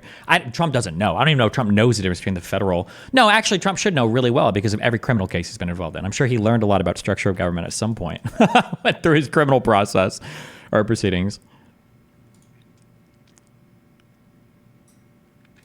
And he says federal immunity for police because he doesn't even understand the legal system. Oh, wait. Does he say federal immunity for police? That'd be kind of funny if that's... They are not going to be losing their pensions. Wait, why are you guys cuxing? I'm not seeing anything on my end.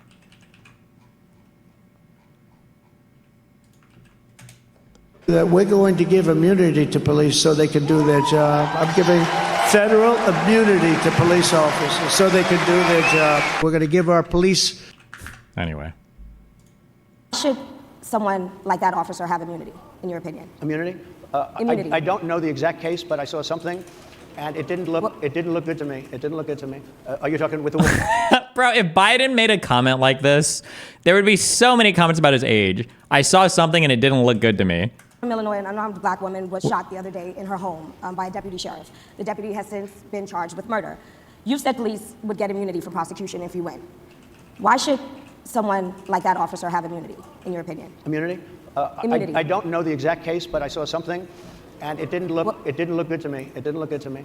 Are you talking with the water, right? Yeah, well, police unions are not backing this person either. Okay. But again, why would... Are they going to be charging the officer? I guess they're charging the officer. So why should he receive immunity? Well, he might not. I mean, it depends. It depends on what happens. I'm talking about people that are much different cases than that. It depends. You would only get immunity in the times that you're innocent, and then you would not get immunity when you're guilty. What the fuck is the point of the immunity then? What do you even mean? People to protect ourselves. And by the way, in Chicago, as an example, a few weeks ago, July 4th weekend, we had 117 shootings and 17 deaths. Nobody wants that. Nobody wants that. We need to have our police officers have the respect and dignity back. In this particular case, I saw something that didn't look good to me. I didn't like it. I didn't like it at all. So can you get a little more specific back to the immunity question? Who would make... Oh, no, specific. Excuse me. We only speak in slogans here, ma'am. Those well, right now, for the most part, people are protected by their unions, by their police unions, or by their police departments. Protected? What do you mean by that? What do you mean protected? Like given immunity from criminal prosecution? Protected? Or protected as in like they donate money to them? Or protected as in like if they step outside their union hall and it's raining, somebody gives them an umbrella? What do you mean protected? I wish that the next 30 minutes of her questioning him was just on like this question. Describe to me like, where does a police officer get his authority from? Just like talk to me about like any part of this. He legitimately doesn't understand anything with government. He understands none of the structures of government. He doesn't know what anybody does for any part of the government. Like, what I'm saying, if I felt, or if a group of people would feel that somebody was being unfairly prosecuted because the person did a good job maybe with crime, or made a mistake, an innocent mistake. There's a big difference between being a bad person and making an innocent mistake. But if somebody made an innocent mistake, I would want to help that person. What would those exceptions be? What would determine you an go innocent after mistake? somebody and it's a very close call and it's very dangerous, and you know they have... How do you know if somebody made a mistake or if it was a bad thing, though? That's what court is for, right? That's what the whole judicial process is for. What do you... Like, how do you answer this outside of a courtroom, Trump? The policeman's life and woman is a very difficult thing because sometimes you have less than a second to make a life and death decision, and sometimes very bad decisions are made. They're not made from an evil standpoint, but they're made from the standpoint of they made a mistake. So I want to follow up really quickly. I find it interesting because you do talk about reining in prosecutors, especially when it comes to prosecutors that are prosecuting you. Why doesn't that skepticism apply to law enforcement? Well, I've been Oh, that's a good question. Prosecuted because I'm a political opponent of two people that have weaponized our justice system. I've been prosecuted. I just won the big case in Florida. Everyone said that was the biggest case. That was the most difficult case. And I just won it. Now, Biden has a similar case, except much worse. I was protected under the Presidential Records Act. Biden wasn't because he wasn't president at the time. And he had 50 years worth of documents. And they ruled that he was incompetent. And therefore, he shouldn't stand trial. He won the case, Stephen. He won it. Wait, did he just say that? Yeah, he said, I won the biggest case. The one out of Florida. Go back. Oh, I didn't even hear that. Wait. That was the most difficult case system. I've been prosecuted. I just won the big case in Florida. Everyone said that was the biggest case. Oh. Well, I mean, I guess he did, figuratively speaking. You're goddamn right he did by appointing the right judge. True. Biding his time. Thanks for the $50, Olivia. What? What'd you say? Oh, I got a $50 donor. What's up? Oh, I just saw your Piers Morgan appearance. It was really good. It was good to see you and Cenk united on the same side with domestic politics. How'd that feel? Yeah, I mentioned that the other day. Cenk and me are probably similar to audiences in that, like, if he's on your side, it's like the best feeling in the world. But when he's against you, it's the most obnoxious shit in the world. I like being on Cenk's team. Cenk is a funny guy. Cenk is a good, personable dude. Okay, but goddamn, when he's wrong, I hate him. But when we're on the same team, yeah, good time.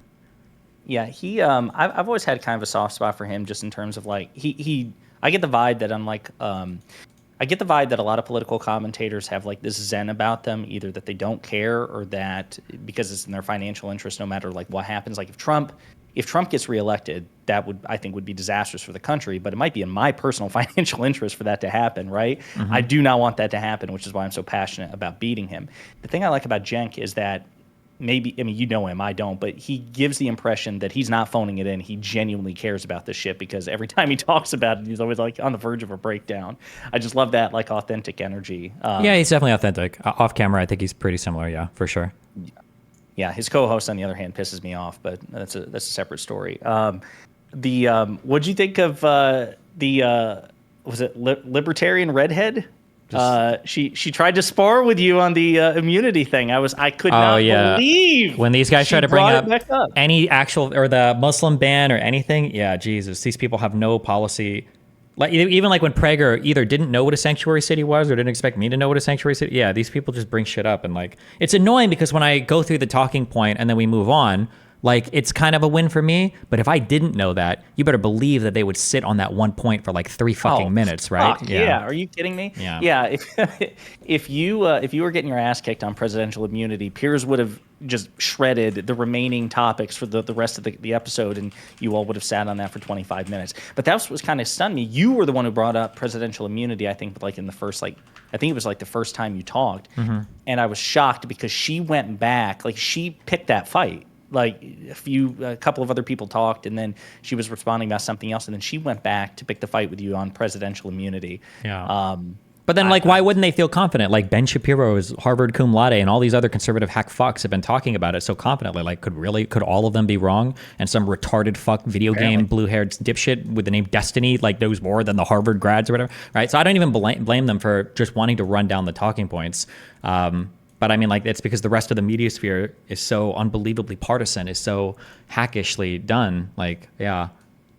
Well, even towards the end, I was proud of you for calling Piers out in a gentle way too. It's like you do this too, Piers, talking about the conflation between Twitter randos who might get on your fucking nerves but have no meaningful power whatsoever. Certainly, they don't wield state power. Yeah. However, I did point that out because it's so annoying that they always do that. Oh, like this guy got fired, but then on the left, Nancy Mom 6482 on Twitter can say this and nothing happens to her. It's like, what the fuck are you talking about? Exactly. Yeah. Also, I don't know if you noticed, but I couldn't call that out because I think I would just look unhinged or salty. Every single time Piers referred to Trump, it was always like he said this hilarious thing, this unbelievably funny thing. And every time he referred to Biden, he was like, another embarrassing, horrible gaffe. We were all watched in horror as he said this thing that was so embarrassing and cringe. And like, oh God, like the difference in how he would refer to the two every single event was so unreal. Oh, 100%. So a couple of things. So one of the things I think we have in common, you and I, is that we're kind of, especially as you've gotten on by Vance and you've dove deeper into like the Federalist Papers and everything, you're very civics pilled.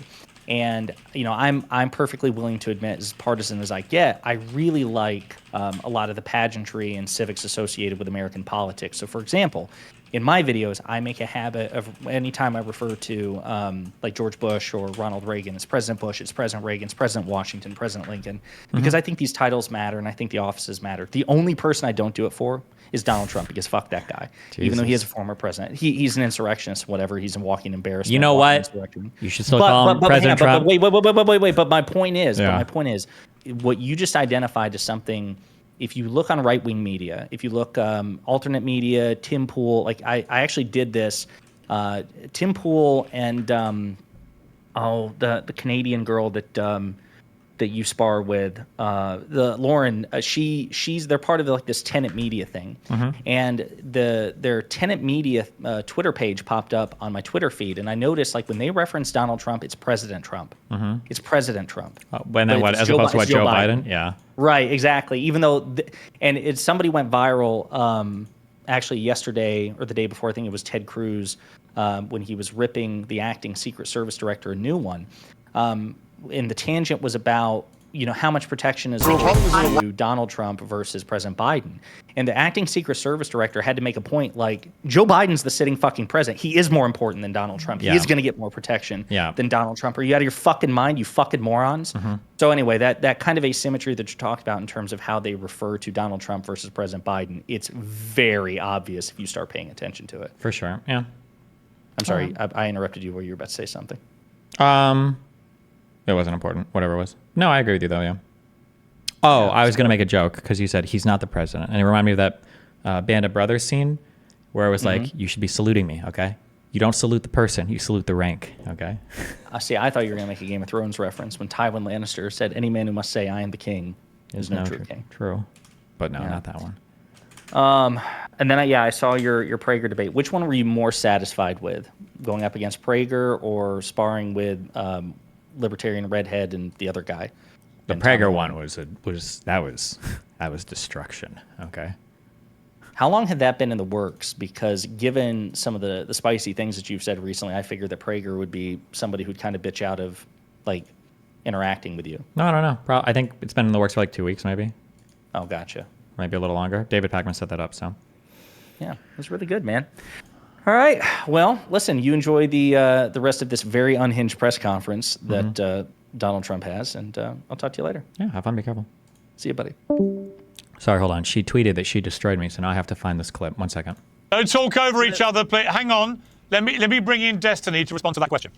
Yeah, the president signaling that he might be okay with a thing at this point is irrelevant. Roe v. Wade was overturned. The idea that this court cares about legislating from the bench when they granted the president criminal immunity, which is something that is completely unfounded in any part historically of our legislative tradition, of our judicial tradition, or in the Constitution. The idea that the president might signal he's okay with abortion pills sent through the mail doesn't matter if a state now has the ability to heavily restrict or outright ban abortion. And this idea that Republicans don't ban abortion, that's I think the right you're talking to right now. That's great, but what Cenk said was absolutely correct. What Cenk said was correct. If you go and look at the restricted abortion laws, people have the right to vote.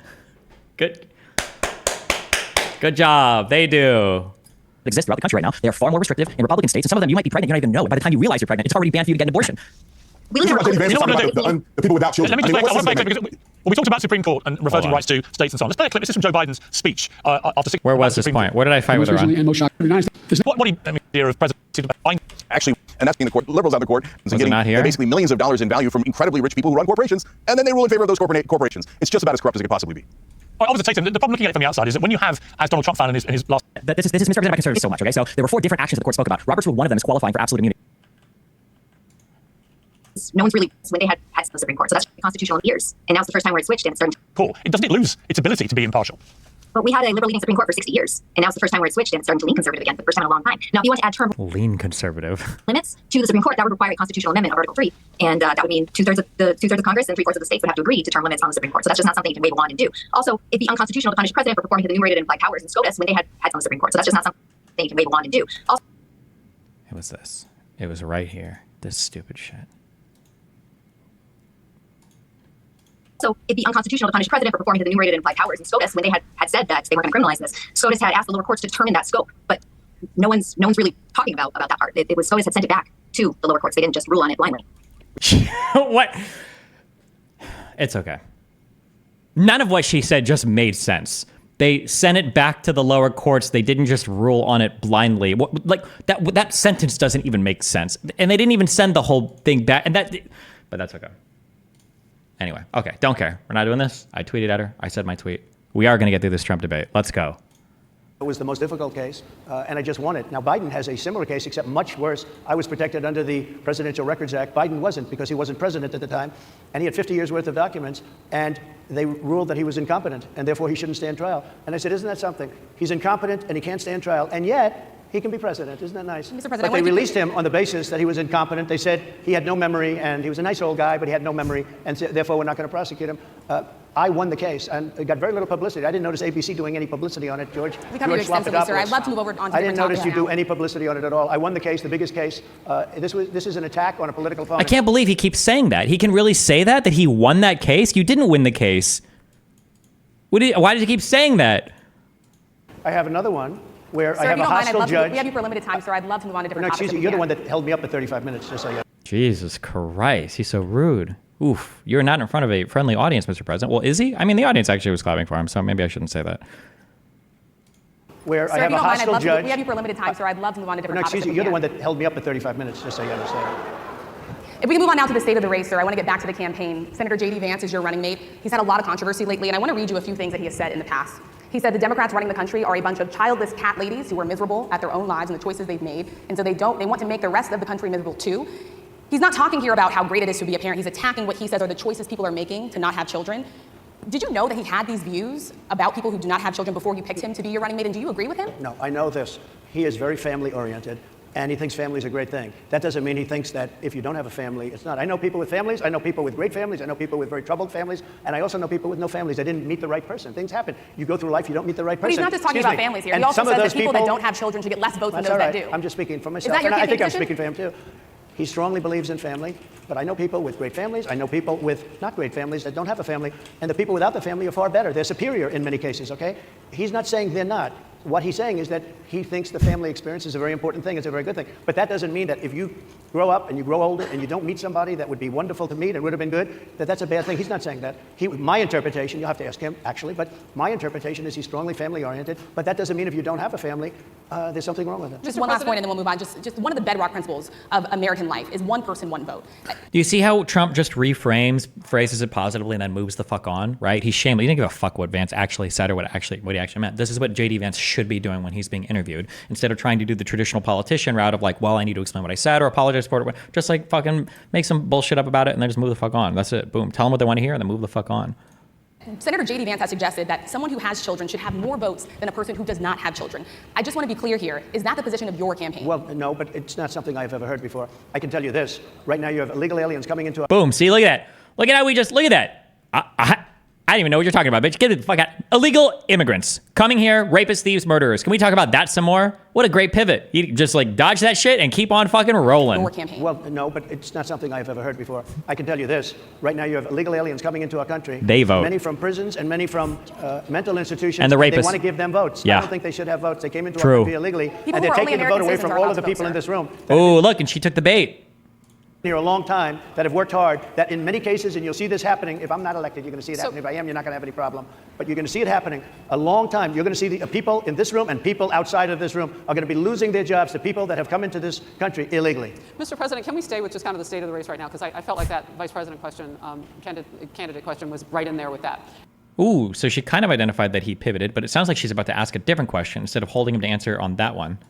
So let's talk about J.D. Vance for a little bit. He's had some stumbles out of the gate. I don't know if you're hearing what we hear as reporters, but it's been a tough couple of weeks for him. Why did you choose J.D. Vance? Why didn't I? Why did you choose him? And I'm having a hard time. He's like, what? I'm hearing too. I chose him everybody because, out there can, but it's I'll hard tell you to why.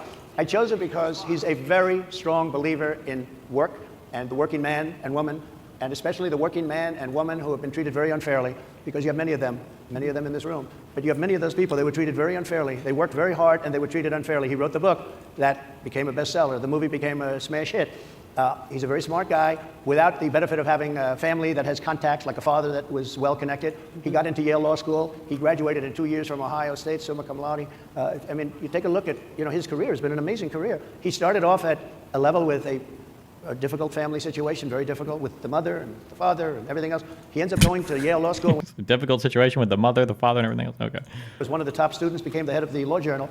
Also, wait, real quick. Do we like the Act Man YouTube, the acting male? Do we like this guy? Is this a good guy or a bad guy? I mean, that's an amazing thing. He's a 4-year, he was in the military. Oh, he's got like 2 million subs. Oh, shit. But is he a good guy or a bad guy? With great distinction for 4 years. Got out, went into business, became successful in business, very successful in business, actually. Did public offerings and other things.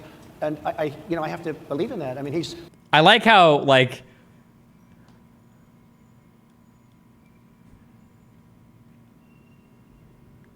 what would you call this kind of way of speaking? He now believes in work. He is smart. He believes in the woman. Like, he's just doing like an audition basically for J.D. Vance, right? Why did you pick this guy as your vice president?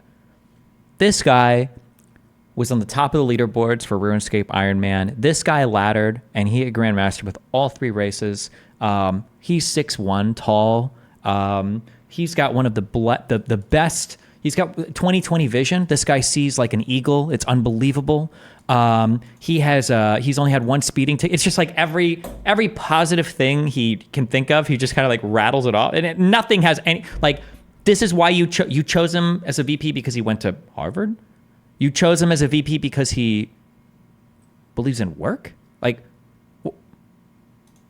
somebody that was born in a rough situation. Most of the people know that situation because it was very well documented in his book.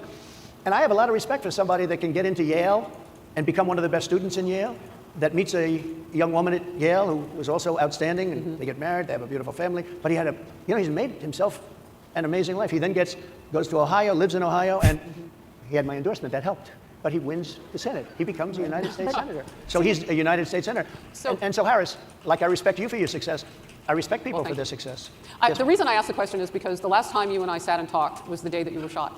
We'd been together for much of that day. You left to go to Butler, Pennsylvania, and we didn't know what was next. see, like he didn't answer the question. He got away from it completely, and now we just move on to the next thing. Yeah. And 2 days after that, I cannot understand your microphone. I know so it is really hard for me. I mean, it's just I can understand you perfectly. Push this closer. I can understand you. I'm happy to hear that. But sir. I can't Really happy to hear understand, that. Harris, I have a few more questions. because of the distance, and the mics are really in lousy shape, but I cannot understand what you're saying. So what I wanted to say was the last time we... You know what's happening? This is pretty amateurish for the setup. Maybe they have a bigger audience than what they're used to having, but what's probably happening is there's some sort of digital routing for the audio, and when you speak into the microphones, what's happening is as you speak, there's maybe like a half a second delay from what's coming out of the speakers. So when you talk and then it's coming out delayed in this huge hall and it's echoey and reverby, you can't hear what anybody is fucking saying. I've been on stages like this before where this stupid shit is happening. But somebody fucked something up. If that's either the people should be sitting closer to each other so they can actually hear each other. There can't be a delay on the speakers, which is probably harder to do, or the speakers are aimed out in the audience so there's not enough like reverb in the room so that it's not fucking the speakers up on stage. But if he's saying he can't hear, that's probably what's going on. That's what it sounds like. In lousy shape, but I cannot understand what you're saying. So what I wanted to say was the last time we spoke, you said some words that were prophetic because I asked you who you wanted to choose for vice president. Yep. Can't you fix this by giving everyone an earpiece with a live feed? You might be able to do that. You theoretically could, but I've never seen that before. Usually at conferences or events like these, you're not expecting people to put in an earpiece or headphones to hear each other. Usually you can just either hear each other speak or there's not like a delay on the speakers or something else. And you said normally it really wouldn't matter what they would bring. You choose somebody that you think has a future, that sort of thing. But you said these words 3.5 hours before an attempted assassination on your life. You told me that bad things happen, Harris. And that's why this decision is important this time. Bad things happen. You said it twice. When you look at J.D. Vance, is he ready on day one? Is he what? Ready on day one, if he has to be. I've always had great respect for him. Jesus Christ. Wait, am I misunderstanding? Is she asking like on day one, is he going to be ready if you get assassinated? Is that what she's implying?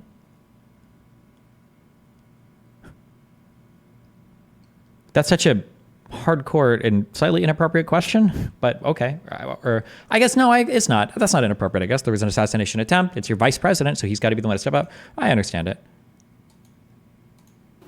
Does he what? Ready on day one, if he has to be. I've always had great respect for him, and for the other candidates too. But I will say this, and I think this is well documented. Historically, the vice president, in terms of the election, does not have any impact. I mean, virtually no impact. You have 2 or 3 days where there's a lot of commotion as to who, like you're having it on the Democrat side. Wait. What? And I think this is well documented.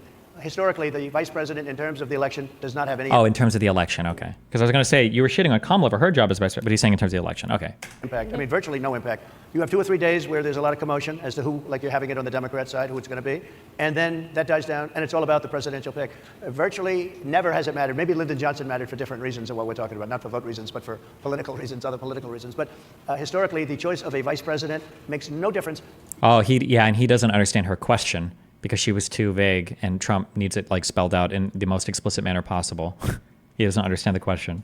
You're voting for the president. Or he just doesn't want to answer it, I'm not sure. You can have a vice president who's outstanding in every way, and I think JD is. I think that all of them would have been. But you're not voting that way. You're voting for the president. You're voting for me. If you like me, I'm going to win. If you don't like me, I'm not going to win. I'm going to get my J.D. Vance question in. J.D. Vance? I'm going to get my J.D. Vance question in.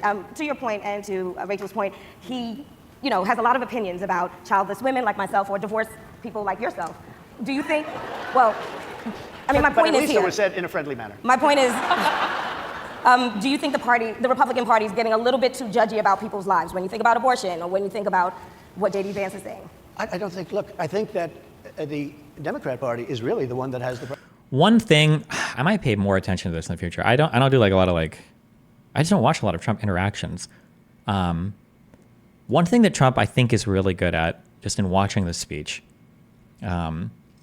it's kind of manipulative, it's super manipulative, is that if you're mean to Trump or if you do something bad to him, he will punish you for it. Okay, so whether we're talking on like a business level, if you're the media, you're not getting him favorable coverage and he doesn't want to go on your program, so he'll punish you for it. In conversations, when you're mean, when you ask tough questions, you say things, he punishes you for it. And it makes it very uncomfortable to tread water, you know, when you're being adversarial with Trump. But if you're either being neutral or nice, he's like very funny, very personable, like is polite, like will kind of like joke along with you and like say nice things, right? You kind of saw it a little bit, I think, happen here when Vance is saying. I don't think. I think, wait, if I... In a friendly manner. My people like yourself. Do you think, well, I mean, my but point at is least here. it was said in a friendly manner. Oh, he's talking about JD Vance saying it in a friendly manner, but okay, right. But like he's not attacking her like over the divorce stuff or like saying anything mean or nasty here because they're being kind of friendly. I feel like he does this a decent amount. I know that he does in terms of how he conducts himself like on the macro level, but I feel like in conversations as well, like when you're mean, you ask him tough questions. He really goes in on you. My point is, do you think the Republican Party is getting a little bit too judgy about people's lives when you think about abortion or when you think about what JD Vance is saying? No, he's saying she said he was divorced in a friendly manner, not as a criticism.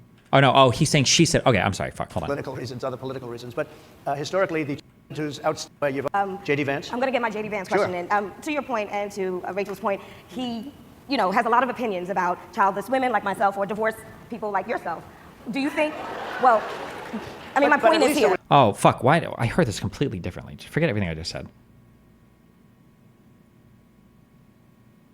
What? How did I hear? I thought she said divorce people like myself. I completely heard this differently. If you don't like me, I'm not going to win. I'm going to get my JD Vance question in. My bad. Never mind. Forget like 80% of what I just said. Why so fucking quiet? Stupid fucking videos. JD Vance? I'm going to get my JD Vance question in. To your point and to Rachel's point, he, you know, has a lot of opinions about childless women like myself or divorced people like yourself. Do you think, well, I mean, my point is here. But at least it was said in a friendly manner. My point is, do you think the Republican He is telling a joke about it though, but. Party is getting a little bit too judgy about people's lives when you think about abortion or when you think about what JD Vance is saying? I don't think, look, I think that the Democrat Party is really the one that has the problem. I think they're radical on abortion because they're allowing abortion in the 9th month. They're allowing the death of a baby after the baby is born based on the governor of Virginia. It's about freedom. You shouldn't say it's about freedom.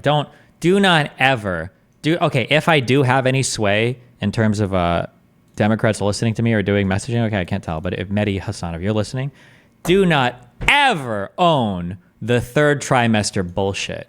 Do not ever fucking own that. It is so cringe. Nobody does this. Nobody wants to do it. It's sociopathic to imply that there are all these women out there that are aborting their third trimester babies, okay? Like, bro, at that point, the mom, if the dad is still there, if there's family, you're touching the belly, you're seeing the legs like kick out, you can feel him moving around. He's already got like a kind of personality. Like, the idea that there are women out here that are like, month 9, nah, let's go fucking vacuum this motherfucker out. That is a sociopathic statement, okay? Do not ever let a Republican accuse you of supporting third trimester, 9th month abortions. That's wild, okay? Fuck that. Based on the governor of Virginia, they're allowing the death of the baby. Yeah, I think Pete talking about it is a little bit better. I think, doesn't Pete focus on the idea that like if people are making the decision at this point, this is a really difficult, really painful decision, and it's basically always being made for life of the mother at risk here. Like, ugh. Is illegal. After it's born, they're allowing abortions in the 8th and 9th month. Well, Democrats have denied. I think they're right. And I think the Republican Party is actually much less. I think I've made them much less radical, perhaps. But the Republican Party, what we're doing is bringing it back to the states where everybody wanted it. Pete had an excellent response to this. This is a family that has already picked a name, already bought a crib. No one chooses this. That is true. Yeah, I guess. That is true. I feel like, I don't know, I could be wrong. Maybe we need to pull more moms. The room stuff and everything is true. But man, like when you've hit like, what would it be, like month? Is it like 5 or 6 is when you start feeling like quite a bit of movement? When you're in that third trimester, it's like a whole dude. That's like a guy. He's a real guy that's in there, and he's got a personality. You can feel him. He like responds to external shit. Like the dad can feel it. It's like like the crib and the name and all that is sure, but there's like a real duder in there at that point. Third trimester, there is a baby floating in your stomach, and everybody around you can tell. You can put your hands there, feel it. You can. It's so much more real at that point. Damn, the idea of like a boy, it's like you're killing a baby. You super are. It like doesn't even feel like yeah. But yeah, Jesus. Democrats, Republicans, liberals, conservatives, everybody wanted abortion brought back. They didn't want Roe v. Wade in the federal government. They wanted it, everybody. But the wanted majority it of back. Americans oppose Excuse Roe me. v. Wade being overturned. They don't know Multiple polls have about showed this. that, Right now they're voting. It brought it back to the states. Now I happen to believe in the 3 exceptions. Ronald Reagan believed with rape, incest, life of the mother. I do. It's the worst abortion argument. Rape, incest, and life of the mother. Life of the mother is good, but rape? Why the fuck would rape give you the... Like, if you think that abortion is murder, why can you murder a baby if it was a rape baby? It's so stupid. I think most people do. I think most Republicans do also. But if you take a look, right now they're doing, it's an amazing thing. Out of the federal government, it's in states, and people are voting. And I will say, Ohio is, let's call it a more liberal version, has been approved. Kansas, the same thing, a little bit surprising to a lot of people. But the people are now voting, and it's taking this issue that's been going on for 52 years and has torn our country apart, and it's giving it to the people to vote on. And they're voting. And many states have already voted. Others are in the process of voting. And it's bringing it back to the people and a vote of the people. And it's not at all radical. And again, you have to follow your heart. I happen to believe in the 3 exceptions. Most people believe in the 3 exceptions. Most Republicans believe in the exceptions. But they don't want to see an abortion in the 9th month or the 8th month. Almost everybody agrees to that. And they certainly don't want to see, in the case of the governor of Virginia, the former governor, I might add, who said, we set the baby aside and then we decide what to do. Meaning, what do? We execute the baby. That's a radical, horrible position. And some people want that. I don't want it. Most people don't. Thank you. Can I just pivot really quickly to another question about, you brought up health, Harris. You're an active man. We see you golfing all the time. But if you win, you'll still be president at 82, which is older than Biden is right now. But not mentally. Look, mentally. Here's the question. He shot. But most people, most people, I know many people in their 80s and their 90s that are in great shape. Some of our greatest leaders. You look at throughout the world history, the greatest leaders, some of the greatest leaders in the world were in their 80s. But here's the question. Would you consider? Huh. Interesting. Okay. We feel like we changed course on that a little bit, but okay. But not mentally. Look, mentally. Here's the question. He shot. But most people, most people, I know many people in their 80s and their 90s that are in great shape. Some of our greatest leaders. You look at throughout the world history, the greatest leaders, some of the greatest leaders in the world were in their 80s. But here's the question. Would you consider stepping down if you felt that your health was declining? Or would you? Absolutely. And who would I think I'd know. How would you make that decision? I think I'd know. Look, if I came onto a stage like this and I got treated so rudely as this woman treated my goodness. me, and I'm fine with it because she was very rude, sir. Very rude. That wasn't a question. She didn't ask me a question. She gave a statement. That wasn't a question. I repeated your statement, sir, actually. You said you would. You would. Oh, make that absolutely. decision If I to step thought down. that I was failing in some way, I want people to be sharp. I'll go a step further. I want anybody running for president to take an app. Careful. Hold on. Because we've got a lot of statements from President Trump about what should happen for people running for. Remember the if you're under investigation by the FBI, you shouldn't be allowed to run for president. Remember that one? Careful on these. I want people to be sharp. I'll go a step further. I want anybody running for president to take an aptitude test, to take a cognitive test. What about to publish their taxes? I think it's a great idea. And I took 2 of them and I aced them. Well, I took 2 of them. But let me ask you, I would like to have. I like how you say you aced an aptitude test. Like that's like acing, like a neural, like a cranial, like a fuck. What do you call it? Cranial nerve exam, where they just make sure that your brain is working. Like, I aced this. Provide resistance. Push up. Yes. Wow. Good job. Your brain is sending the signals that it needs to for your motor function to happen. I aced that test. Like, good, congratulations. People running for president, and I don't mean because they're 75 or 85. I think anybody running, I'd like to do it. People say it's not constitutional. I would like to have something passed where you can do it. I think we should know. I mean, I've watched what's happened in the last couple of years under this gentleman, and our country is a mess. We have inflation. We have the millions of people falling in. We have Afghanistan, which was the worst, most embarrassing moment in the history of our country. What he has done to our country, and her too, what they've done to our country, she has been a horrible vice president. She's considered the worst vice president in the history of our country. Don't mean to interrupt you, but would you consider taking a cognitive test? Mr. President. I would love to and do make it. it public. Well, I've already taken 2 of them, but I'll do it again. Mr. President, how do you intend to? I suggested, Harris, that let's take one. I said, Joe and I will go and take a cognitive test. Now, I'd do it with her too. I would do it with her also. You know what? She failed her law exam. She didn't pass her law exam, so maybe she wouldn't pass the cognitive test. Failed her law exam. What, did she not pass the bar the first pass or whatever? What, she was AG and DA. What is he referring to here? A Kamala Harris bar exam?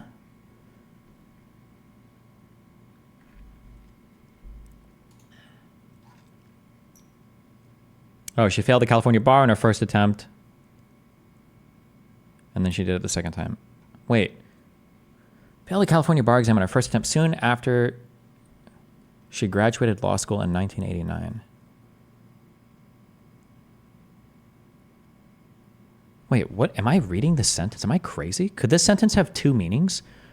Okay, they failed their bar exam on their first attempt soon after she graduated law school in 1989. Like she graduated after she took the bar. Or she failed the bar exam on her first attempt soon after she graduated law school in 1989. She failed it right after she graduated. Could this sentence mean two things?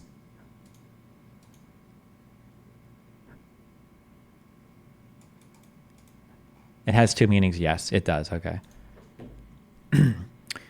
Different bars have different pass-fail rates the first time you take them. I'm pretty sure you can take the bar as many times as you want, though. I don't think there's a penalty for failing. They might even do bar exams multiple times per year. Pass rate, California bar.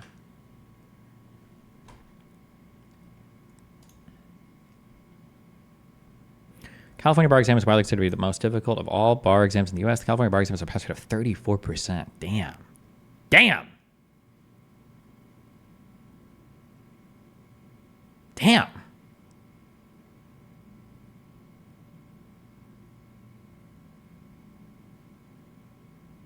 Oh, fuck, that's right. California, the California bar rate is scuffed because you don't need to attend an institution to take it.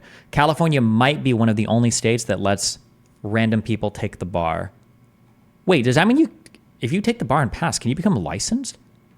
Can you be licensed to practice law in California with no law school?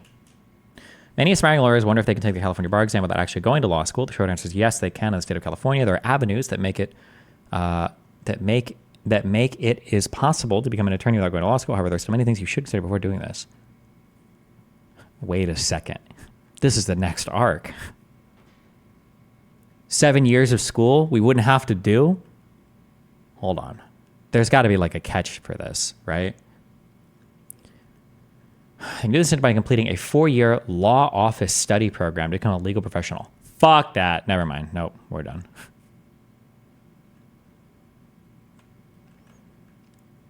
To qualify, among other reporting procedural compliance, a person must study law in a law office or judge's chambers during regular for at least 18 each week for a minimum of 18 hours each week for a minimum of 48 weeks to receive credit for 1 year of study.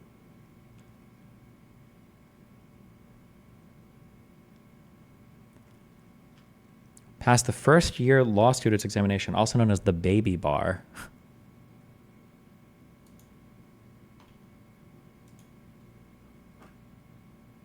Jesus. Okay. Sorry. How many times has Trump passed the bar exam? Why would you make fun of Kamala for... Mr. President, are you saying she wouldn't have? Just to be clear, I'm just giving you the facts. To be clear, you don't think How you're... do you intend? She didn't pass her bar exam, and she didn't think she would pass it, and she didn't think she was going to have to pass it, and I don't know what happened. Maybe she... But then she... She did pass it. There's a man over here, I think he must work for her. Mr. President, I would love to ask you about January 6th. You called yourself a candidate of law and order. Yeah. When Time Magazine asked you if you would consider pardoning all the rioters, you said, yes, absolutely. Sure. You called them patriots. 140 police officers were assaulted that day. Their injuries included broken bones, at least one officer lost an eye, one had 2 cracked ribs, 2 smashed spinal discs, another had a stroke. Were the people who assaulted those 140 officers, including those I just mentioned, patriots who deserve pardons? Well, let me bring it back to modern day. Like about 5 days ago, we had an attack on the Capitol. A horrible attack on the Capitol. You saw the people that were protesting and spraying these incredible monuments, bells, lions, all these magnificent limestone and granite with red paint, red spray paint that will never actually come off, especially in the limestone. It will never, I'm a builder, I know about this stuff. It'll never, you'll see it in 100 years from now. They viciously attacked our government. They fought with police. They fought with them much more openly than I saw on January 6th. What's going to happen to those people? What's going to happen to the people in Portland that destroyed that city? My question is on What's going to happen to the people that tried to... those rioters who assaulted officers. Would you pardon What's those going to people? happen? Oh, absolutely I would. You would pardon those? If they're innocent, I would pardon them. They've been convicted. And by the way, the Supreme Court just much more openly than I saw on January. If they were innocent, I would pardon them. He says so many patently stupid fucking things. Will never actually come off, especially in the limestone. It will never, I'm a builder, I know about this stuff. It'll never, you'll see it in 100 years from now. They viciously attacked our government. They fought with police. They fought with them much more openly than I saw on January 6th.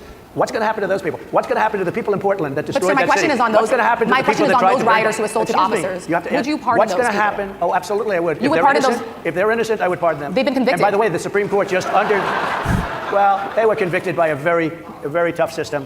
How come the people that tried to burn down Minneapolis? How come the people that took over a large percentage of Seattle, how come nothing happened to them? How come the But people sir, we're talking about people that were seen beating officers with flagpoles, dragging them down the stairs. They're on video. Have you seen that video, sir? Really? Well, you would pardon those rioters? They shot a young lady. We need to look in. I'm adding Chaz to the list of things we have to look up. Someday we'll go back to this list of articles. We did get through the Iranian stuff at least. Chaz. What the fuck happened there? I'm so curious. In the face who was protesting. They shot her in the face. You know, nobody died that day. You do know that. But people died in Seattle. Nobody died, but people died. Wait, nobody died what day? January 6th? Don't forget your Ashley Babbitt. You would pardon those rioters? Or did he say, is he just meaning... Percentage of Seattle. How come nothing happened to them? How come the but people sir, we're talking about people that were seen beating officers with flagpoles, dragging them down the stairs. They're on video. Have you seen that video, sir? Really? Well, you would pardon those rioters? They shot a young lady in the face. Oh, okay. Who was protesting. They shot her in the face. You know, nobody died that day. You do know that. But people died in Seattle. Nobody died, but people died in Minneapolis. You know people died in Minneapolis. And nothing happens, and nobody ever talks, and nothing happens to those people. But you went after the J6 people with a vengeance. And I'll tell you what about the cops that were, and I'm all for the police, as you know, but what about... Uh-oh. What about the cops? He's about to repeat the Tucker Carlson meme. What about the cops that were letting them in and walking them around? That's how a lot of them got into the building. You know that, right? They just opened the doors and they let them in, and they had them walk around. The police that are ushering everybody into the Capitol. Go in. What about that? Look, nothing is perfect in life. But you have people from Minneapolis. You have people just from 5 days ago in Washington, D.C.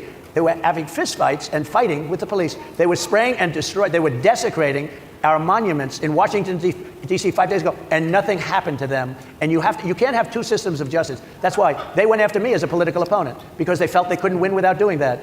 And we're going to win our cases, and we're going to be vindicated. But I have to spend a lot of time on that and money. That's what they want. After the election, they won't care. Although in my case, I think they probably will, because the hatred is pretty deep. But I'll tell you, they went after me as a political opponent. That's never happened in our country before, and it sets a terrible, terrible precedent. What do you do on day one if you win? What's your first thing? What do? I close the border. I do two things, because I can do a lot of things simultaneously. I close the border. We don't want people coming in. We want people to come in, Harris, but they have to be vetted. They have to be checked. They have to come in legally. I want people to come into our country, but they have to be vetted. They have to be checked.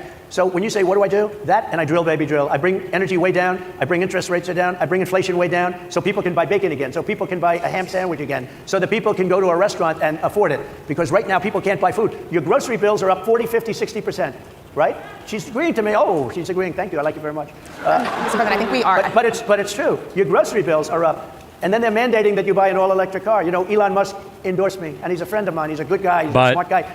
But I'm against everybody having an electric car. Okay? I'm very much against that. You have to be able to, if you want a hybrid or if you want a gasoline-propelled car. But, you know, we have more liquid gold, gasoline, oil, under our feet than any other country. More than Saudi Arabia, more than Russia, more than any other country. I want to use it. I want to use what we have. I want to bring down prices, bring down costs, and I also have to stop the invasion. And remember, they're taking your jobs. These people coming in are taking your jobs. Project 2025. I think we have to leave it there by the Trump team. All right. So leave it. That is the last word. Thank you so much, Mr. Trump, for coming today and joining us.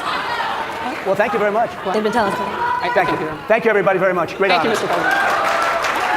Thank you. Any detail will email about details. Jesus.